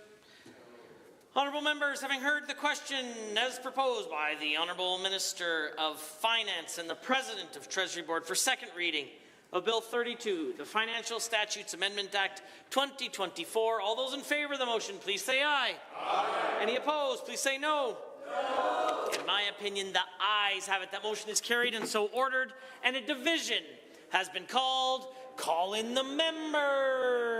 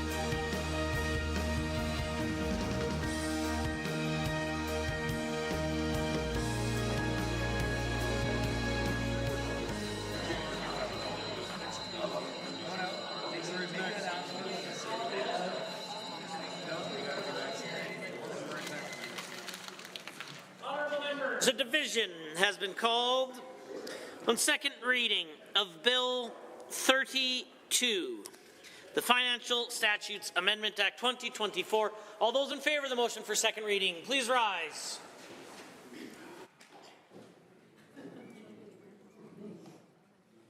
Honourable Mr. Guthrie, Honourable Mr. Nicolaides, Honourable Ms. Schultz, Honourable Mr. Williams, Honourable Minister LaGrange, Honourable Mr. Scow, Honourable Mr. Ellis, Honourable Mr. Amory, Honourable Mr. Newdorf, the Honourable Mr. Lowen, the Honourable Mr. Wilson, the Honourable Mr. Jean, the Honourable Mr. Dreesen, the Honourable Mr. Nixon, Mr. Long, Mr. Roswell, the Honourable Mr. Turton, the Honourable Mr. Yassine, the Honourable Mr. McIver, the Honourable Ms. Furr, the Honourable Mr. Jones, the Honourable Mrs. Sawney, Mr. Getson, the Honourable Mr. Sigurdsson, the Honourable Mr. Nally, the Honourable Mr. Hunter, Mr. Yao, Mr. Wright, Mr. Van Dyken, Ms. Pitt, Mrs. Johnson, Mr. Sear, Mr. Lunty, Mr. Wiebe, Mr. Boychenko, Mr. McDougall, Mrs. Petrovic, Mr. Stefan, Mr. Dick, the Honourable Ms. Armstrong-Hominick, Ms. de Jong, Mr. Sinclair, Mr. Bouchard, Mr. Singh, Ms. Lovely.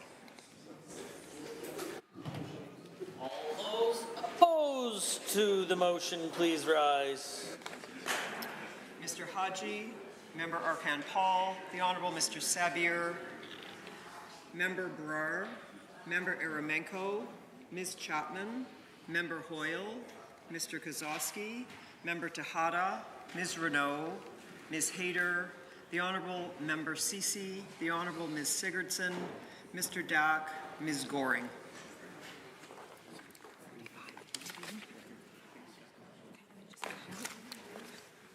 Mr. Speaker, total for the motion 45, total against the motion 15. Motion is carried and so ordered. Bill 32, Financial Statutes Amendment Act 2024, number 2 is now read a second time. Under Government Bills and Orders for second reading, Bill 33, Protection of Privacy Act, adjourned debate, Mr. Kozowski. The Honourable Member of Sherwood Park has 4 minutes remaining should he choose to use it. Are there others wishing to join in the debate? Seeing none, I am prepared to call on the Honourable Member for Calgary, Bouchard-McCall. Apologies, the Honourable Member for Calgary, Bouchard-McCall has already spoken at second reading. Are there others?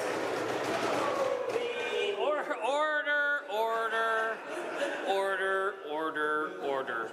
The Honourable Member for Calgary, Curry has the call.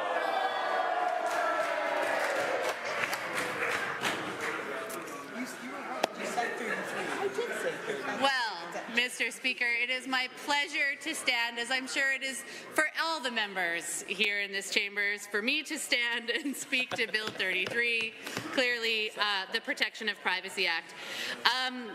Now, this is not a straightforward bill, Mr. Speaker, though it is on an issue that is particularly pervasive throughout all of our lives. And so I think it is incredibly important to do our very best to take this, occasionally dry piece of legislation that's been introduced and unpack that in a way that is accessible and understandable for the average Albertan, because it really does truly impact all of our lives in multiple ways every day.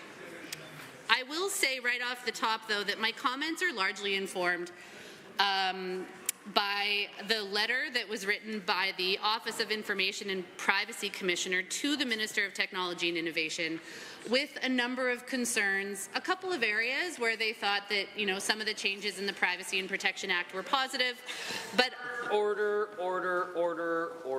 Honourable members, I appreciate that there may be some desire to have some private conversations. If the speaker can hear them, it's probably too loud. Feel free to take those conversations into the South Members Lounge, Confederation Lounge, or other places around the building. For the time being, the Honourable Member for Calgary, Curry, has the call.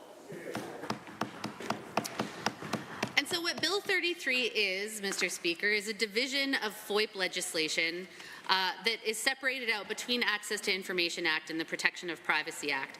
It's been 20 years since the FOIP legislation has been updated, and so it is certainly long overdue. But, Mr. Speaker, Bill 33 misses the mark. And I'm happy to take the next 10 minutes or so to talk about the ways in which that does occur. I look forward to debating Bill 34, the Access to Information Act, in the week ahead, because in fact Bill 34 is far more problematic than 33, and I really look forward to both standing and hearing from colleagues on both sides of the aisle to talk about just how important some of those changes are, and frankly to hear from the members opposite about why they could rationalize such significant changes to the FOIP legislation. But let's focus on Bill 33. And so there's 3 areas, Mr. Speaker, that I'd like to focus on primarily as far as this bill goes. 1 is around paramountcy. 2 is around public bodies and which private information is actually impacted. 3rd is around automated decision-making. And if I can get to it, I'd also like to speak briefly to Section 13, which talks about the disclosure in the best interests of a minor. It feels particularly topical today, given our conversations around frankly, outing children before they are ready to do so, potentially at great risk to their own well-being and future health. But let's start with paramountcy. So paramountcy essentially is a piece of the legislation that identifies that this legislation would override any other piece of legislation, any other statute. Paramountcy was prominent in the FOIP legislation. It remains prominent in the Access to Information Act. But, Mr. Speaker, there is no paramountcy in the Protection of Privacy Act.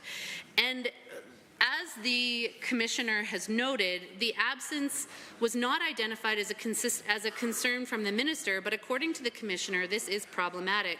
Writing, quote, in her letter, "It is my view that having a single statute governing dealings with personal information by public bodies is more practical.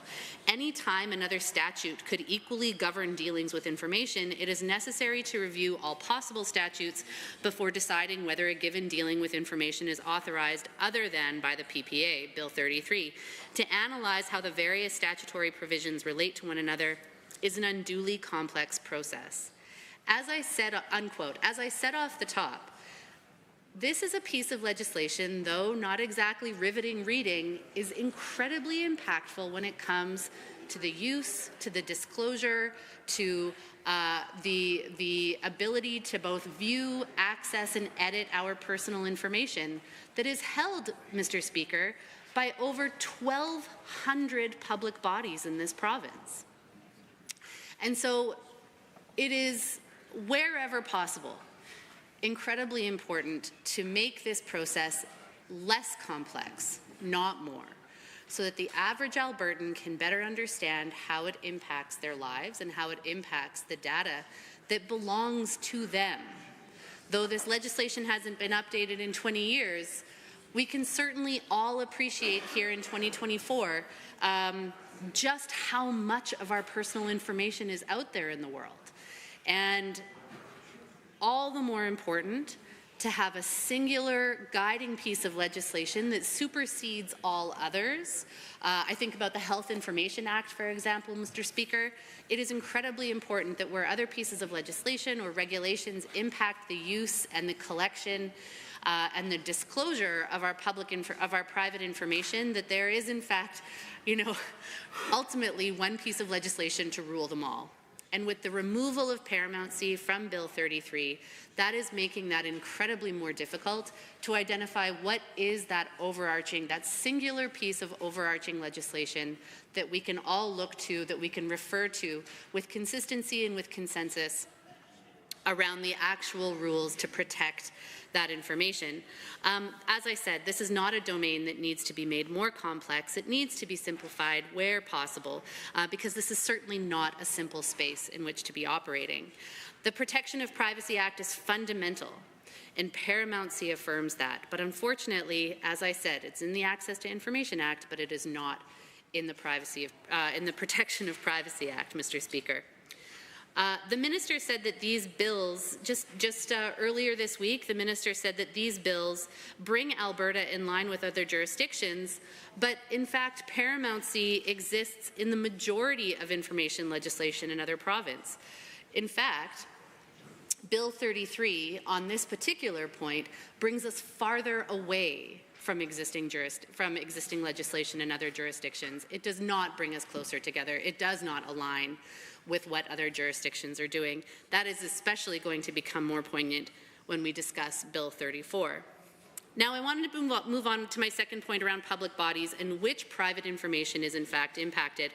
As I said, we have about 1,200 public bodies across Alberta that are going to be subject to some of this legislation. Public bodies that include provincial and municipal governments, schools, police forces, and of course, healthcare. In the latest update that I got from Alberta Health Services, Mr. Speaker, Connect Care is on the 9th version of implementation.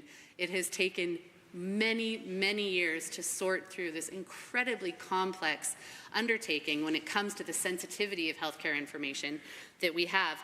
Unfortunately, once more in the letter from the Commissioner writes that when it comes to investigations that their office has completed, the only investigations that they have done are in regards to the Health Information Act. That's not to say that that's the only legislation that impacts personal information, but it's the only legislation that they have been able to investigate for lack of resources, Mr. Speaker. A huge red flag, again, when it comes to the protection and the sensitivity of information that's being held by public bodies. But again, as I said right off the top, I think what's incredibly important is that we try to make this information accessible and understandable for the average Albertan. And so I've got a couple of examples that I want to talk about. One is around my recovery plan and recovery capital that is now going to be a new data collection system being driven by Recovery Alberta and Mental Health and Addiction. In this context of my recovery plan, this is data that is being collected by a private, out-of-province provider and therefore not subject to the same kind of scrutiny, transparency, and assurances that public bodies have. But now, the private data that gets collected, non-negotiable, by the way, any participant in any recovery community in this province, recovery community and treatment organization, their clients have to participate in the disclosure of their personal information to my recovery plan. That data can then get shared in all kinds of different places. It could go from private, it starts private, it goes to public, it can come back to private. Maybe it's going to be shuttled over to the Centre of Recovery Excellence for measurement and evaluation. It could go back to a nonprofit or for-profit organization who's going to be supporting that person next. And again, where participation, Mr. Speaker, is non-negotiable. A recovery, what the minister will call a recovery capital score that's created through my recovery plan may very likely be used to weaponize that person when government chooses that the recovery capital score is too low and they have grounds to scoop them up through involuntary treatment and ostensibly incarcerate them for 3 months or more. This is the kind of delicacy with which we need to be handling people's data, and there is no transparency in that process at all. The collection, use, consent, matching, disclosure of a person's information is passed through half a dozen or more organizations and public bodies in this one example. The issue is not just about an intentional breach of that information, it's about the rights that a person has to disclose, view, edit, and appeal in this messy area of private to public and private again at potentially dire results, particularly when it comes to people who are dealing with either mental illness or mental illness and addiction, Mr. Speaker. Next point I want to talk about is around automated decision-making. Now, Section 5.2, subsection D, references the use of an automated system in relation to the duty to give notice for inputting personal information into an automated system to generate content or make decisions, recommendations, or predictions. The Commissioner writes in their letter, I am surprised that Bill 33 does not contain any protections for Albertans for the use of automated decision-making systems. Let's bring this down to ground level here with another example of how this is used. Something that's become incredibly much more common throughout the developed world as a result of resource constraints in law enforcement is using machine learning to predict the likelihood of domestic violence. So we have now an algorithm, a calculation that takes data coming in one way, turns it through the machine to decide client X is severely, moderately, low threat of experiencing further domestic violence. There is more and more evidence that has come out of Spain and Portugal. The UK has a big system. There are states that run this kind of machine learning around domestic violence assessment tools by law enforcement in the United States that prove that when this system gets it wrong, Mr. Speaker, it can get it very, very wrong, potentially with fatal consequences. And we all know that when we're trying to save resources, when every ministry, every department is counting their pennies, doing more with potentially less staff, it means that they are going to seek out AI and machine learning opportunities to try and create some efficiencies within the system. And the data is showing that that is potentially very, very risky. A person deserves the right to be able to consent to have their data inputted into the system, and then they also have the right to consent to how subjected they are to the predictions of that system after the fact. There is nothing in this Bill 33 that allows for that kind of an application. And that is a major, major red flag. In the last minute that I've got here, I do want to briefly address Section 13, the disclosure in the best interests of a minor. This is where they talk about a law enforcement agency, an organization providing services to a minor, another public body, or any prescribed person or body, if disclosing that information is in the best interests of that minor. There is no clarity in this legislation about who makes those decisions, nor is there definition about what best interests mean. And so I think we can all have some very top-of-mind examples of the risks of disclosing a minor's personal information without their consent in what might be their best interests, but goodness, we know that there is often not consensus around what those best interests are. I would especially hope that Bill 33 would make those kinds of considerations with that kind of clarity and definition, that's something that is so pervasive and so common in our everyday lives, something though that we don't often think about until we have to, until we want to view, edit, challenge the information that is shared across 12, potentially hundreds of public bodies within this government.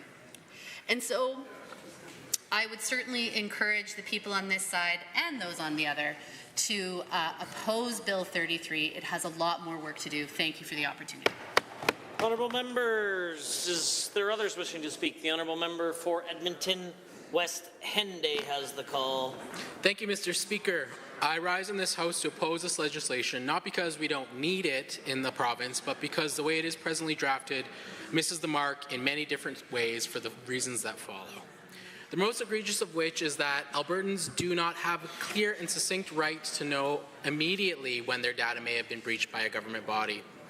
In what world do we live in where a person's government does not provide instant notification, but the smartphones in our pockets give us instant notification that our data has been compromised, which just today my phone notified me that my password may have been breached in a data leak. But I suppose that is a world that the government wants to subject Albertans to, and that is truly too bad. Mr. Speaker, Albertans deserve to know what is going on with the information that they willingly share with this government through public bodies, and at the first instance of said data being breached. The reasonableness standard is something in itself that requires further speculation, and it is applied to the lack of security requirements outlined in Section 10, Sub 1 of this bill. It is unclear what exactly the expectation is from public bodies to manage security other than, quote, reasonable security arrangements, end quote. Mr. Speaker, this could not be seen as providing any level of assurance to Albertans, and in fact, we should all be concerned what said security arrangements might look like. Are we to expect some private third party managing the security of our personal data retained by the government? Who's to say that this third party has had previous breaches in their retention of data? And who's to say that the data won't be breached again in the future? Under this current draft of this bill, I suppose this government does not want Albertans to know, and that is quite concerning, Mr. Speaker. We ought to do better, and we ought to make the necessary revisions to this bill before subjecting Albertans to a regime where public bodies, or worse, unknown third parties, may mishandle their personal information. But I suppose that transparency to Albertans is not the goal of this government. We must always be very clear and ensure that Albertans are aware of these changes in legislation when it comes to their personal data, especially in areas related to data matching. My colleague from Calgary, Curry, just referenced the Alberta's Privacy Commissioner report, and in that report they did warn that whenever personal information is collected without notice, it is necessary to compensate the individual with transparency. In instances of breaches, there must be space for notifying Albertans that this has occurred with data matching. Right now, Section 20 is absent. With the changes in our world and the rapid evolution of a paperless society, we must also have different expectations on how that information is handled. Mr. Speaker, this is another reason why this legislation misses the mark and must go back to the drawing board. The Privacy Commissioner also highlighted that the government's old way of doing business, which was primarily a paper-based public sector, has changed, and they have previously reported that we needed guardrails for the exercise of this authority. This leads me to my next worry. Surely other Albertans with respect to the use of automated systems or synthetic data will be concerned. Synthetic data, as it is defined in this bill, refers to algorithmic data that is collected by the systems we put in place when it comes to our personal data. Further, the concerns around artificial intelligence collected through automated systems to generate content or make decisions, recommendations, or predictions in section sub 5, sub 2D would relate to similar algorithmic data. Despite guardrails being requested by the Commissioner with regard to such systems, I do not see any changes in the current iteration of the bill. Another reason I cannot, in good conscience, support the bill in the way it is presently drafted. I know that this government does not often find itself in present reality, but the rapid expansion of algorithms and artificial intelligence in Albertans' everyday lives is changing at a rapid pace, especially when it is being accessed by public bodies. We must do better in this chamber to ensure that the rights of Albertans are respected and honored with respect to the protection of privacy and their personal information. This bill needs some work, a call I will continue making throughout this bill's debate. I'm particularly concerned with Section 22 because it is so broad to allow non-personal data or synthetic data to be used by the Alberta government for any purpose. Mr. Speaker, a quick Google search pulled up a definition of synthetic data from a pretty well-known source, Amazon. What they have defined synthetic data is the following. It is a non-human created data that mimics real-world data. It is created by computing algorithms and simulations based on generative artificial intelligence technologies. A synthetic data set has the same mathematical properties as the actual data it is based on, but it does not contain any of the same information. Organizations use synthetic data for research testing, new development, and machine learning research. Recent innovations in AI have made synthetic data generation efficient and fast, but have also increased its importance in data regulatory concerns. Mr. Speaker, we are giving carte blanche to the government through public bodies to use this data for any purpose. We see the malarkey that algorithmic data has when tech giants like Google, Meta, or TikTok use our data, and I'm concerned about this. Surely there are some folks out there who are also concerned and don't want any of these tech giants to collect their personal data, let alone their government. The Organization for Economic Cooperation and Development describes AI as playing a pivotal role in supporting the public sector in its perpetual fight to simplify processes to increase their efficiency. Yes, government has the ability to collect synthetic data, and certainly our public bodies will be able to use this data in delivering the programs that Albertans come to rely on. But what we should come to expect for these programs is that the use of said data be used solely for the purposes in which it is collected.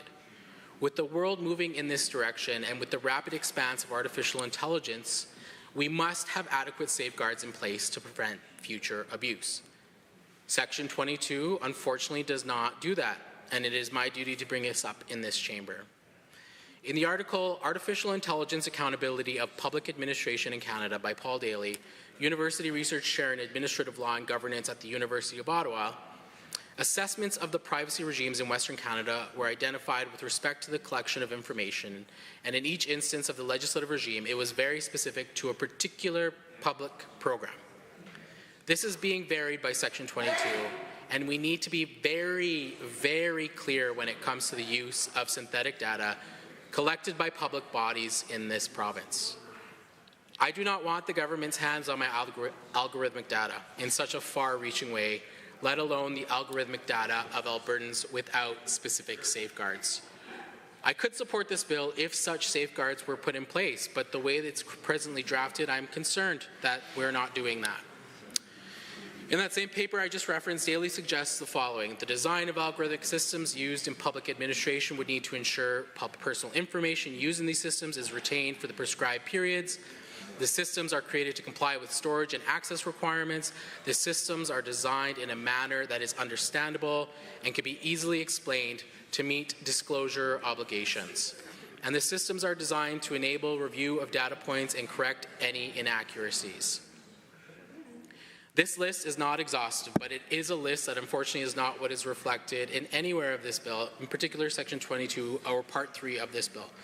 Mr. Speaker, this is concerning. In addition to my concerns I just stated, I'm worried about the selling of information. And while Section 11 stipulates that a public body is prohibited under this bill to sell personal information for any purpose, including for marketing or advertising purposes, when contrasted with Section 10, although a loss may be identified, how can the government expect to provide assurance to Albertans that this data will not be sold when it is no longer in the custody of a public body? In other words, there is no assurance what happens with the wrongdoer following such a breach and leak of the data. No penalty can ever return the peace of mind that Albertans come to expect when it comes to the personal information in the care and control of this government's public bodies. While these penalties are being heralded, I still think about everyday Albertans whose data may be lost or there becomes a data breach. Most recently, last year, we saw a breach of data through a cyber attack through Inclusion Alberta. And I would hope that there were some lessons there for this government to take from that cyber attack, in which we can have that conversation about why we need to put these safeguards in place. It is important to protect the personal information of individuals through public bodies that this government enables. And this legislation, although I commend the minister for putting this forward, sadly doesn't go far enough. I really don't see how the protection of such data is going to be protected whenever there are potential breaches and that data is lost and sold to markets that are outside of our control. We know that there's the dark web. We know that there are avenues for people to collect and purchase this type of information.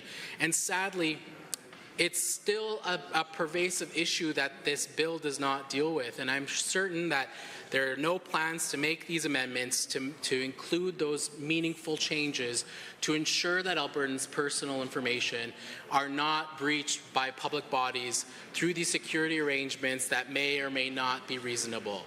I understand that this reasonableness assessment is something that we talk about, and in particular, it's referenced throughout this piece of legislation. But sadly, reasonableness is a standard that, I'm sorry, is too broad. What I am mostly worried about as well is that in the current bill, Albertans lack certainty as to these security arrangements that will be expected. When that loss happens because this bill is silent on what security needs need to be met by these public bodies, I'm heartened by the concepts in which we must protect personal information. And there are many different regimes that apply in the province, and certainly this one is intended to extend to public bodies. But what we are not seeing is the strongest privacy protections that this minister wanted to put in place.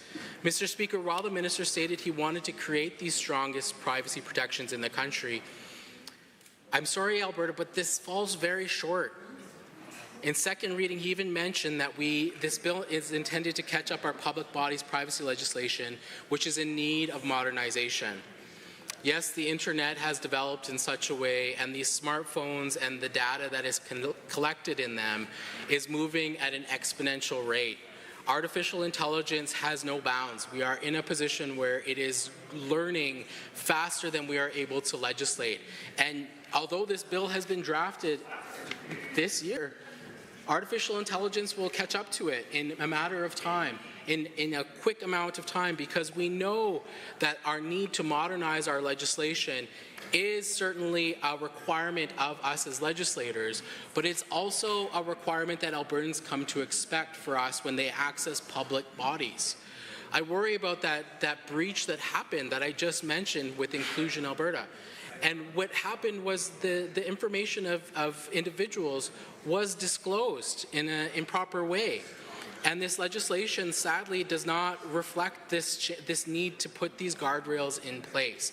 And the Privacy Commissioner highlighted these in their report. And I would urge us to go back to the report and follow up with those good recommendations that were made, because there are numerous ones that would apply to the personal privacy of individuals in our province. I would urge us to reconsider passing this bill. I would ask for some amendments to be made to provide this certainty, because while it tries to modernize the regime for personal information by public bodies, it does not go so far enough as we see some of these gaps that I've just highlighted in my review of the bill. And someone who's grown up with the internet, I feel like I know a little bit more about how this works and how this affects us. My TikTok algorithms are through the roof. My FYP is just the worst, and I wouldn't want us to not have the conversation in the province when a public body's algorithmic data and the synthetic data that it collects creates narratives about Albertans. And we need to be hyper vigilant about what that looks like, because we don't have control of artificial intelligence once it takes grasp of that information. It runs wild and rampant, just like a wildfire. And we need to be very certain about what our current regime does to protect that type of information. Mr. Speaker, Albertans expect us to do a better job to protect them, and this bill must do better for those reasons that I just outlined. I must sadly oppose this legislation and urge the members in this chamber to reconsider major revisions to meet the call of Albertans who expect our public bodies to do better in protecting their personal information, which includes synthetic or algorithmic data or non-personal data. Mr. Speaker, I'd like to now move to adjourn debate on Bill 33. Honourable members, having heard the motion as proposed by the Honourable Member for Edmonton West Henday to adjourn debate, all those in favour, please say aye. Aye. Any opposed, please say no. In my opinion, the ayes have it. That motion is carried and so ordered. Good job. Go ahead. For second reading, Bill 35, All-Season Resorts Act, Honourable Mr. Scow. The Honourable the Minister of Tourism and Sport, the Government House Leader. Well, thank you, Mr. Speaker. It is a great night when we get to finish talking about tourism. And I'm pleased to rise today to move second reading of Bill 35, the All-Season Resorts Act. And I'm actually going to start with a bit of a story, if you don't mind, Mr. Speaker. Come on. And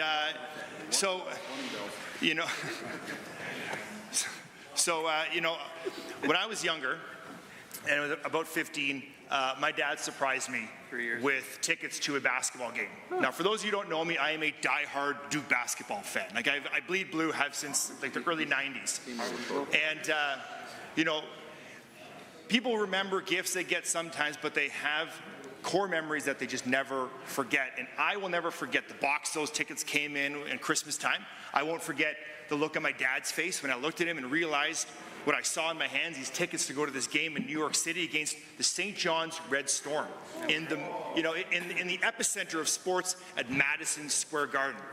Now, Mr. Speaker, I remember the delays in the airport because of weather from Ottawa to New York City. Then I remember circling LaGuardia Airport because of clouds and fog, couldn't land. When we landed, I remember walking down the main street, walking downtown New York City, and the smell of the hot dogs and the pizza and seeing all the lights and the sounds. It was just something that, you know, I never experienced before.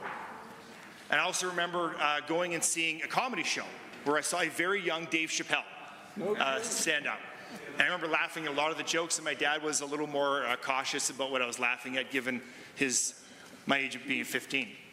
But the next day, I remember going into Madison Square Garden and seeing the players warming up and all my favorite players and the bass just thumping, hitting you in the chest. And I was so excited, and the game went back and forth, way too close for comfort. And there's one player in particular, I'll never forget his name, Bootsy Thornton. And he dropped Bootsy Thornton. He's not my guy, he played for St. John's, but he dropped 40 points, including 7 3-pointers on Duke. And that is classic Bootsy, at least that day it was. And every time he'd score a 3-pointer, the announcer would say his name. It was like a kick in the chest. And then with 1.1 seconds left, Mr. Speaker, Ron Artest hit a 3-pointer to tie it and send it to overtime. Now, Mr. Speaker, I will get to my point. Trust me.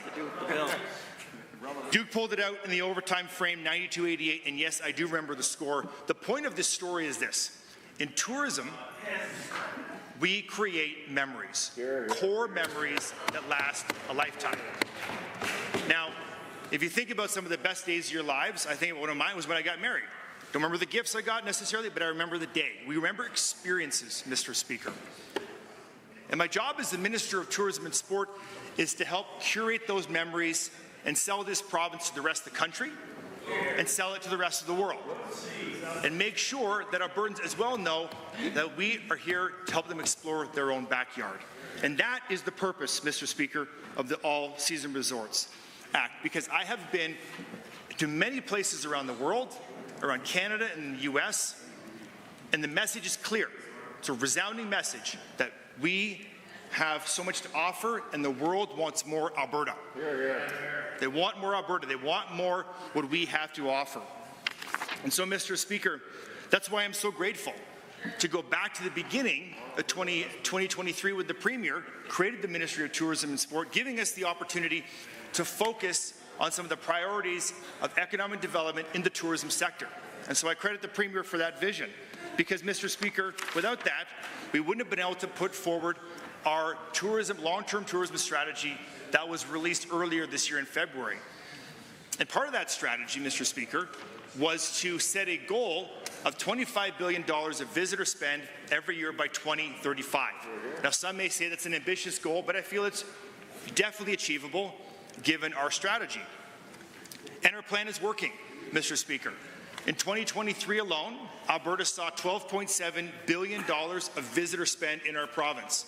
But what's really incredible about that number is $3 billion of it is from international visitors coming here from places in the US and around the world. And so, Mr. Speaker, the plan is working because that is a 19% increase year over year. And so, for us to reach this goal, we have to continue to attract visitors around Canada, the US, and the rest of the world, but we need more product. We need more things to show, we need more things to showcase, places for people to visit. What's also incredible about tourism is it means jobs. It's job creation, Mr. Speaker. It's economic diversification. It's regenerative. It's making sure that people get to explore the natural resources above the ground, which is something that's important because I understand that we have an incredible energy sector in this province, an incredible agriculture sector. But tourism is a budding industry that I think has major potential. And if we explore opportunities to increase visitation, we will reap the benefits of that as a province. And so, Mr. Speaker, the All-Season Resorts Act is key and crucial and central to us reaching our goal of $25 billion by 2035. Now, Mr. Speaker, one of the issues we have is we do lack sufficient opportunities to explore parts of our province. We've talked about Banff and Jasper and Lake Louise, which I believe are crowning jewels of the province. But in order to have crowning jewels, you have to have a crown. You have to have other things to showcase. Now, the Leader of the Opposition, Naheed Nenshi, suggested that this Resort Act would allow us to try to develop in the national parks. What about the blue ring? It's off his gourd, Mr. Speaker. The national parks are not within the jurisdiction of the province.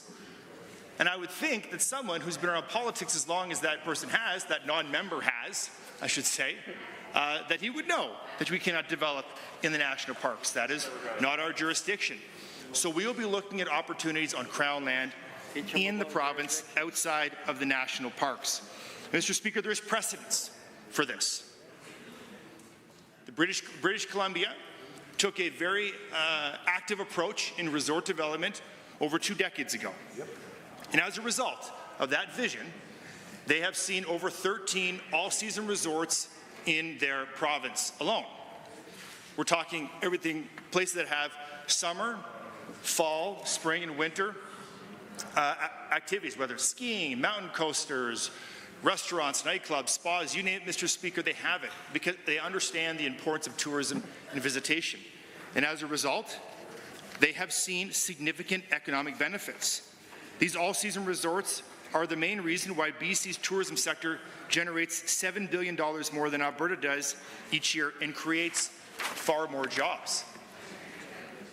And worse yet, Mr. Speaker, a statistic that is very concerning to me is that Albertans spend $1.5 billion more in Alberta than British Columbians spend here in our province.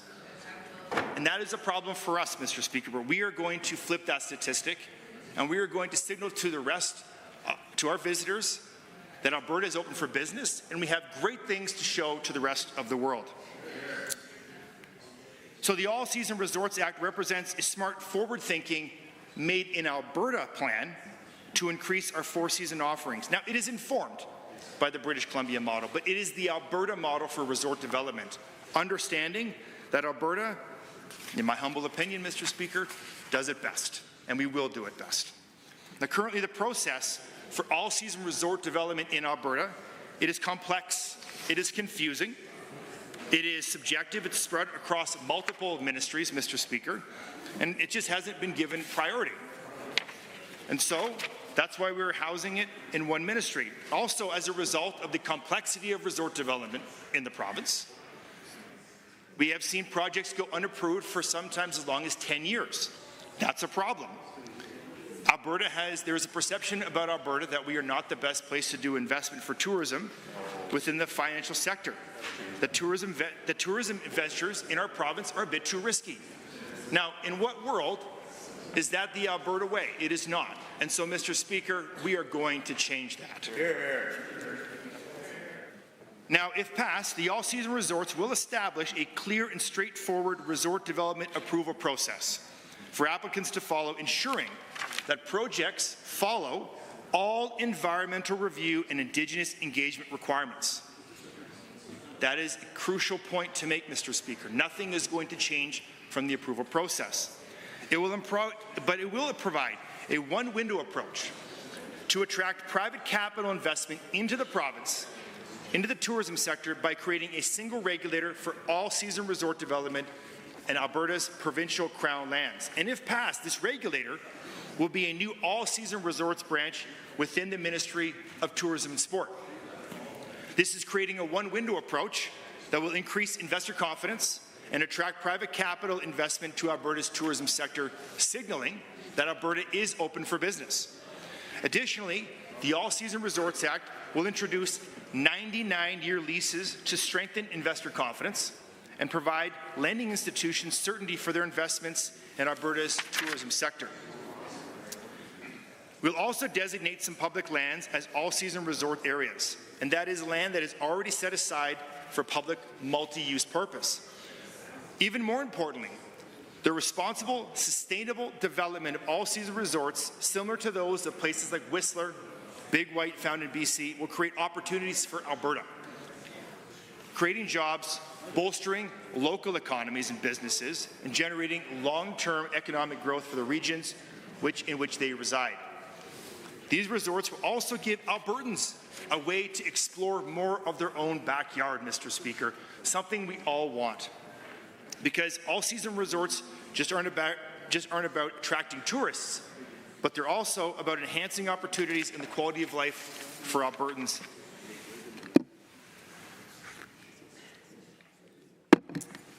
So, Mr. Speaker, this is very important. I want to be clear that the All-Season Resorts Act does not replace existing standards for development on Crown land.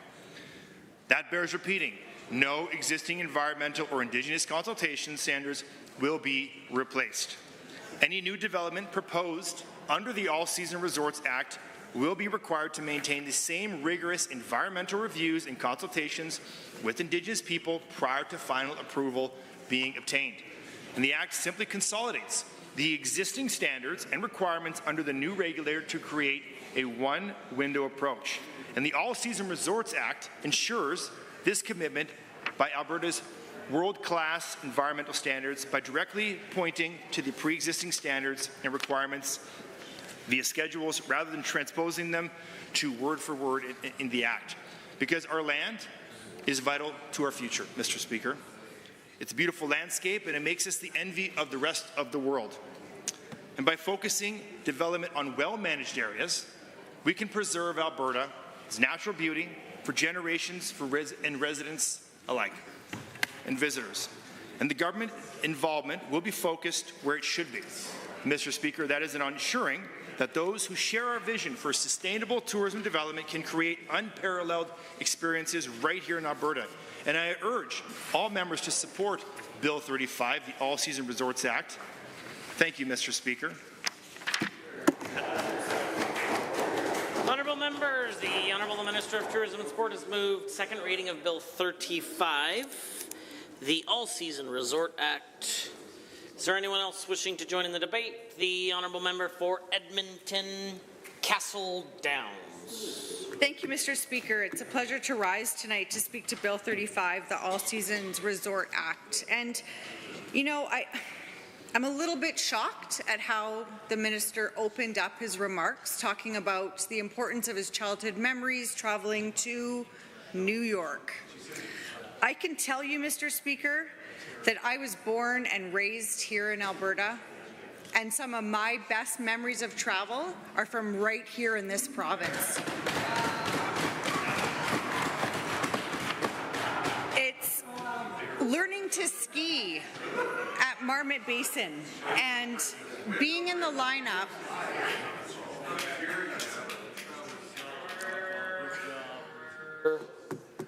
Order. Thank you, Mr. Speaker. You know, learning to ski at Marmot Basin and being a little girl, 6 years old, in the lineup waiting with my ski instructors and being pushed over by a group of adults that was coming through. And I was really upset. And it was Brooke Shields and her entourage. And I was 6 years old in Jasper, learning that a celebrity that I looked up to was there skiing as well. And so, you know, the minister's making fun of meeting an American celebrity. My memories are in Alberta, not in New York and traveling. It's trying to bring people here to the province, talking about what matters in the province. I remember going to the Whitecourt French Festival and having Bonhomme there and eating maple syrup fresh off of the ice and going to ice fishing carnivals across the province and camping all over this beautiful, beautiful province, going to Onaway, to the museum there, where my great-grandmother has her beadwork in the museum.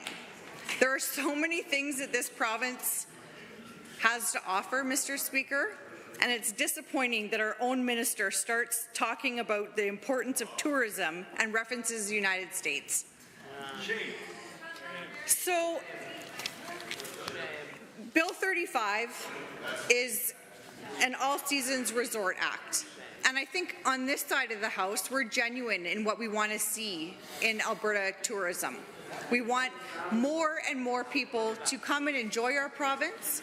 We know that about 95% of tourism comes from Canadians. It's majority of Canadians that come to Alberta to experience what we have to offer. And so when I talk about what it takes to grow the tourism industry, I think having a one-stop place for the all-season resort to go is a great start. But there's so many barriers that this government is simply ignoring when it comes to growing the tourism industry. Who's going to work at these resorts, Mr. Speaker? What are they doing to invest in post-secondary education to encourage Albertans to get into tourism as a career? I'm not seeing any of that come out. So we're talking about having a resort. Great. Where are they going to live when they come to work at this resort? So we don't have enough staff in tourism as it is. We have an affordability crisis. We have a housing crisis. This government simply isn't acknowledging, Mr. Speaker.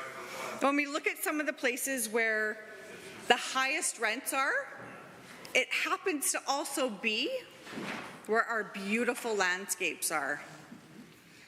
What is this government doing to make people want to come and work in these beautiful spaces that Alberta has?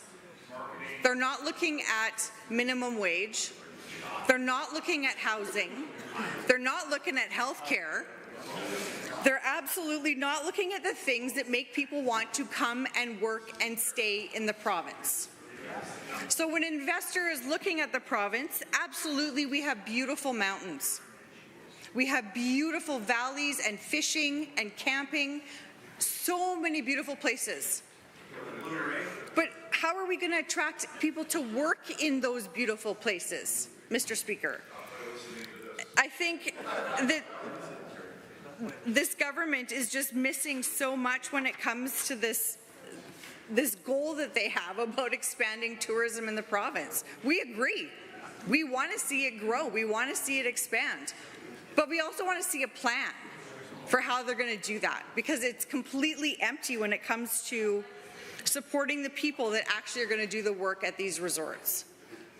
Now, we heard the minister talk about what this piece of legislation is going to do, and I can tell you that I've heard some significant concerns.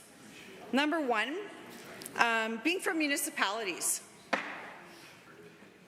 When this piece of legislation goes forward, it gives the developer the capacity to put in an application. They get approved by the government. What if the municipality doesn't want it? What if the municipality wasn't consulted? There's nothing in this legislation that makes that a criteria for an approval. There is also no ability for that municipality to appeal a decision for a resort to go into their community. There is, however, Mr. Speaker, the ability for a developer to appeal a decision from the ministry. So they understand that there should be an ability to appeal. They're just not giving it to the people where the resort's going to be built. The community itself has no capacity under this legislation to actually appeal a decision when it comes to having a resort in their community. There's also a lot of concern coming from the municipalities that this government isn't consulting with them. So what makes a municipality trust that this government has their best interest? I'd say based on their record, not a lot. The other piece that is quite concerning, Mr. Speaker, is there's going to be an impact on the capacity for environmental groups, community groups, ecologists to have some sort of say in what's going on. The minister is yelling consultation. That's funny, because we know that this is something that they don't do, consultation. So, you know, their other thing is, oh yeah, we'll consult on it and wait for the regulations. It'll be in there. So just trust us. So it's really concerning that this is what they're asking Albertans to do. Just trust us. We're going to do the right thing. So when it comes to looking at ways that this government is going to move forward with this, I'm really curious to know about what the impact on Indigenous communities is going to be. Because Indigenous communities have not been consulted when it comes to this and the land use agreements. So currently, There's land use agreements that allow Indigenous communities to hunt and trap and pick berries. What happens if one of those spaces is designated as a resort area and they're no longer eligible to go and do that? There's no appeal process. So the Indigenous community can't come out and say, we are very concerned about the impact of this legislation. So while I think having a standalone piece for industry to go to, that makes sense. Seeing this government state that they want to invest in tourism and bring more tourism into the province, I think that's wonderful. But there's still so many concerns and questions that I'm hearing, that I know my colleagues are hearing, from the general community wanting to know, what about us? What about the people that live here? What about the people that play here? What about the people that use this space for our food, for our clothing, for our medicines? None of that is addressed in here. So there's a lot of questions that I think still need to be answered, and I look forward to the ongoing debate regarding this piece of legislation. And with that, Mr. Speaker, I will cede my time and allow my colleagues to share in the debate. Thank you.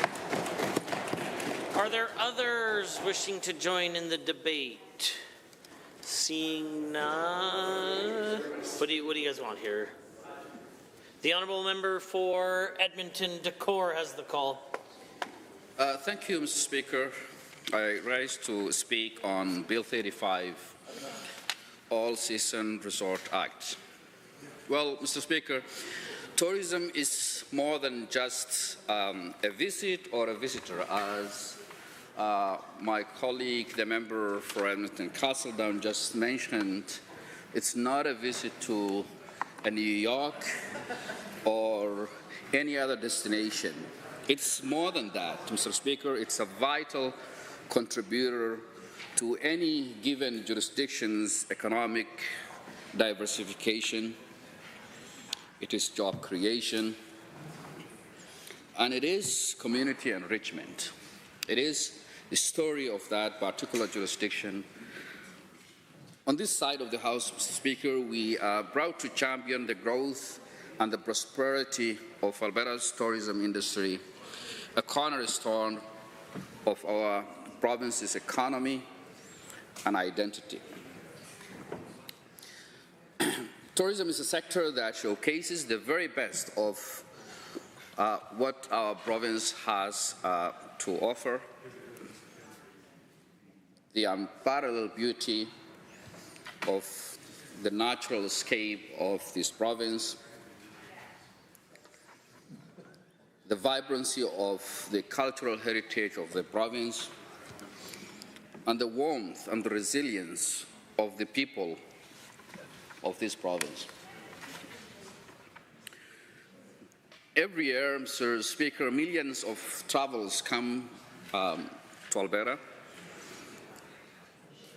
to experience the magnificence of our snow-covered mountains. For me, when I first came, it was my first exposure to watch and see the beauty of this land, and was my first exposure to see the snow-covered mountains of this province.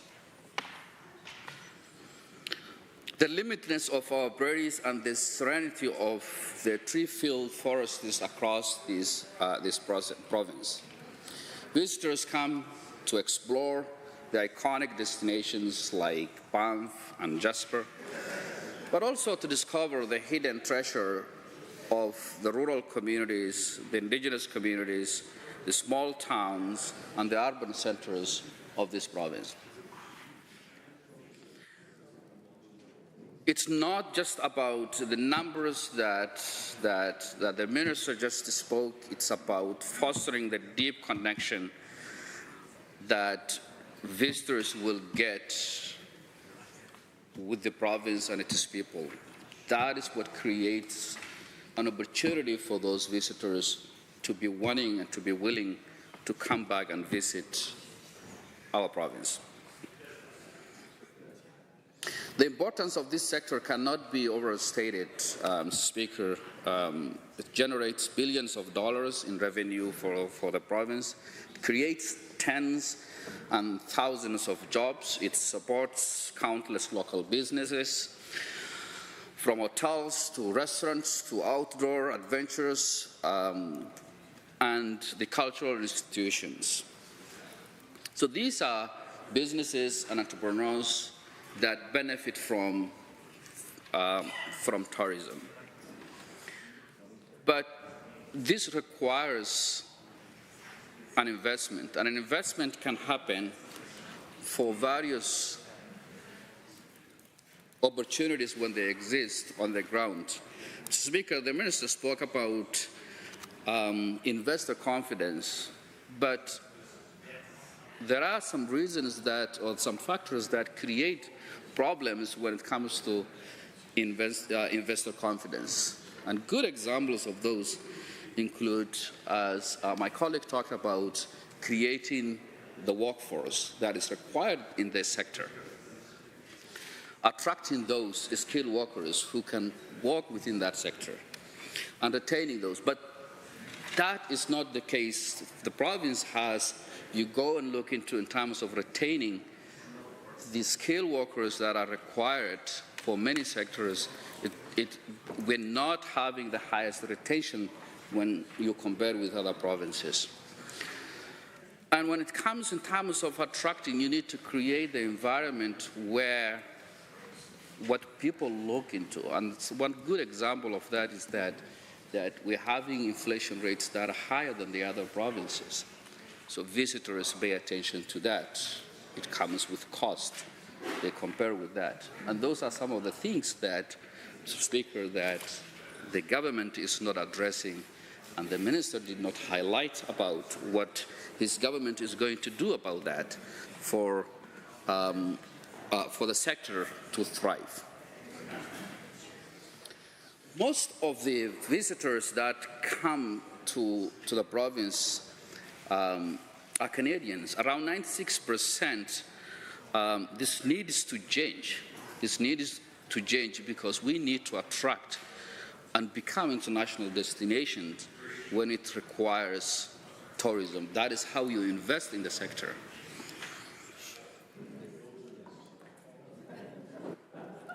A good example is British Columbia's proactive and long-standing support of tourism has meant that more Albertans go to BC for tourism than British Columbians come here to Alberta for tourism. And that needs to change and to be flipped.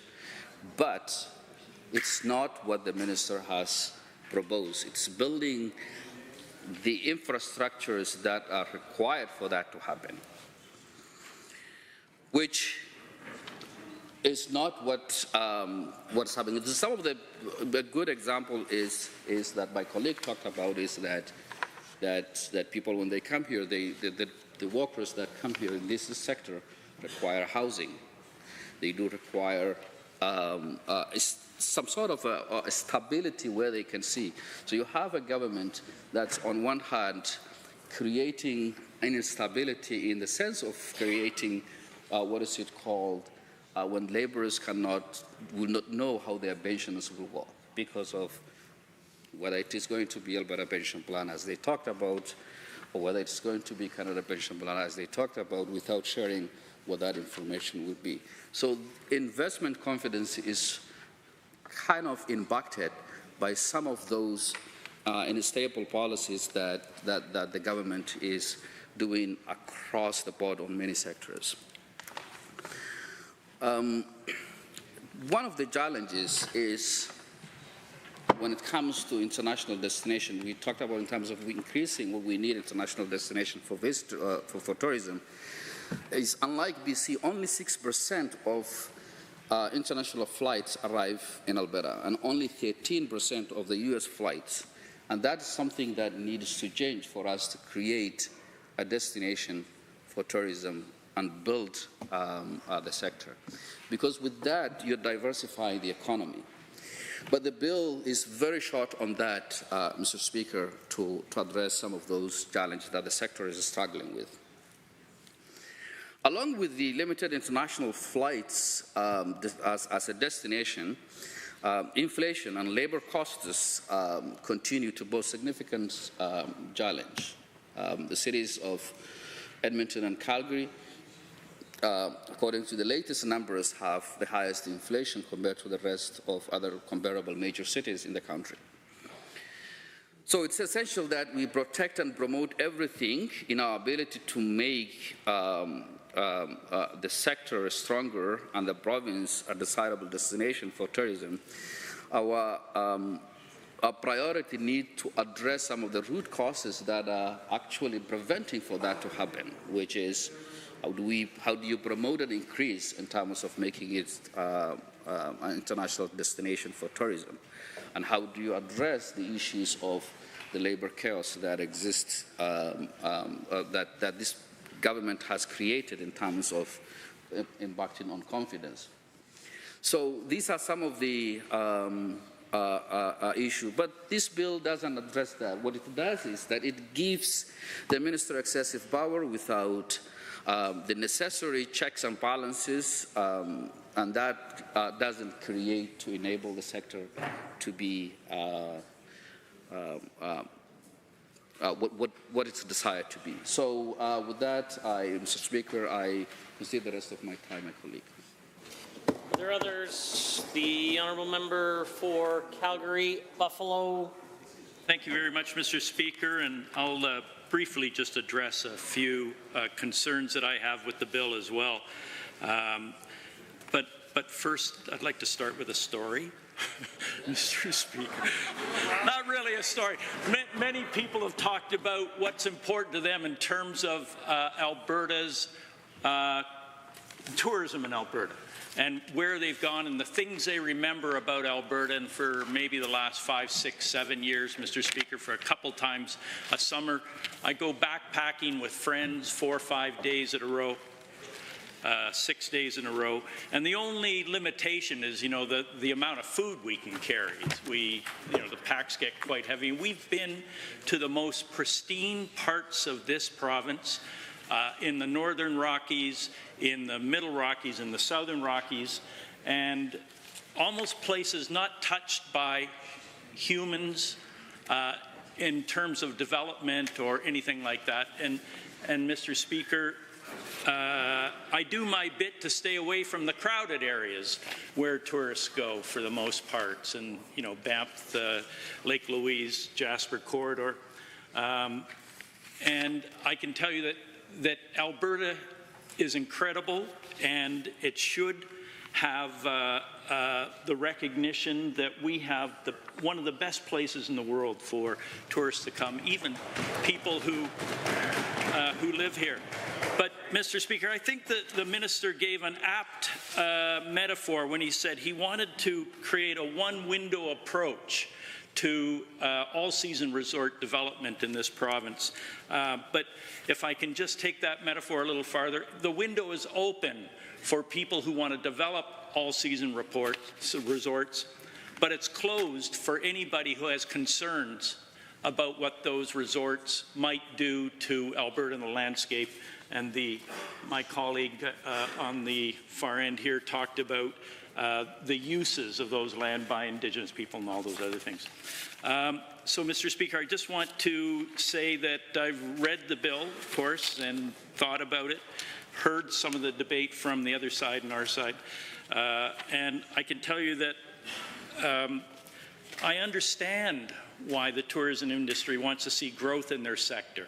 And I understand why the government wants to see growth in that sector. It's important. My colleague here mentioned GDP, the portion that sector provides to the GDP of this province. And diversifying the GDP with more sectors that are driving revenues for this province and for the people and companies is a good thing.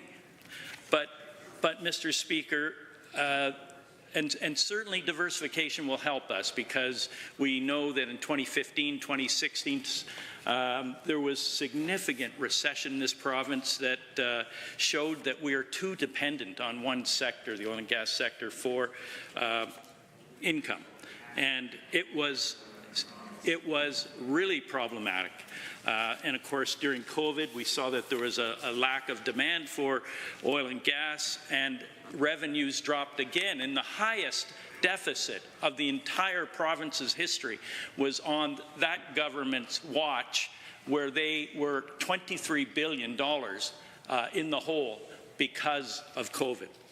Mr. Speaker, the diversification of our economy is not a bad thing. We need to do it, but there needs to be balance in that diversification. There needs to be fairness so that people who have concerns about how the province is moving in that direction can express those concerns. And without proper consideration, those who may object to decisions made by the minister and his designates will be shut out of giving any input.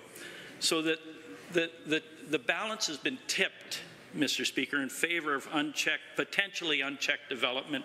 Municipalities, as it was talked about before, community groups, ecologists, previous users and leaseholders of land, they get no compensation for their use of that land, the Crown land. Environmentalists, they don't have the ability to make judicial appeals. None of them have the ability to make judicial appeals, but the all-season resorts do, Mr. Speaker.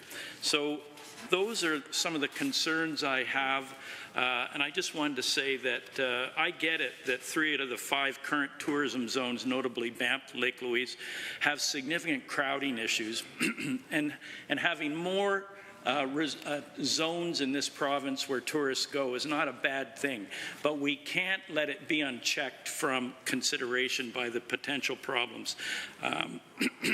Places like Banff and Lake Louise do a really good job of trying to tweak and mitigate the impact of tourists to those areas. They spreading visitors out to other locations like the northern, southern Rockies and the Badlands and other zones in Alberta makes sense, but again, not in an unfettered way. Mr. Speaker, I want to adjourn my comments at this point in time, and I would give things over to you at this point. Well, thank you. Are there others? The honourable member for Edmonton Riverview. We're not. Thank you, Mr. Speaker. I'm happy to join the debate on Bill 35, All Seasons Resorts Act. And similar to my colleague who just spoke, I too have done quite a bit of backcountry camping. Sort of no resorts are in those places. And as a single mom of 3 boys, often those kind of activities were the ones I could go to. I couldn't go to resorts because I didn't have the funds to be able to do that. But of course, we need a diversity of recreational activities in this province, and so some people certainly might not want to do something as rigorous as backcountry camping, but I know that I do absolutely enjoy doing that now with my adult sons, and I'm really grateful. And I mean, Alberta is such a magnificent province with so many amazing spaces to explore that I feel very fortunate to live in this province. So of course, we in the NDP, we support growing tourism in a sustainable way. And we're being presented with legislation to create a regulator to approve and oversee the application for creation of all seasons resorts on Crown land in Alberta. And on page 2 in the preamble, it says, whereas Alberta's world-class environmental standards ensure that the province's land is conserved and responsibly managed for the benefit of present and future generations. Despite this proclamation, Canadian Parks and Wilderness Society has big concerns about development and activities on how they're designated and making sure they're designated in appropriate areas. We know that we have 90 species on the at-risk list.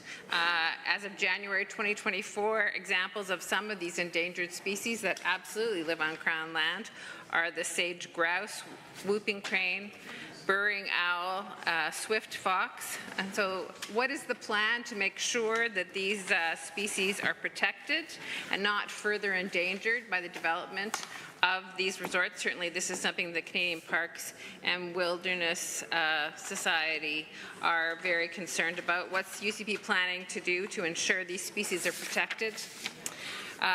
Also, Alberta Wilderness Association Conservation Specialist Phil Meitzer, he's concerned about prioritizing the economy over the environment. And I would say that we're concerned about that too in the New Democrats. Reclassifying public lands to all-season resorts means the natural wealth that we all hold publicly is going to create money for private individuals and corporations.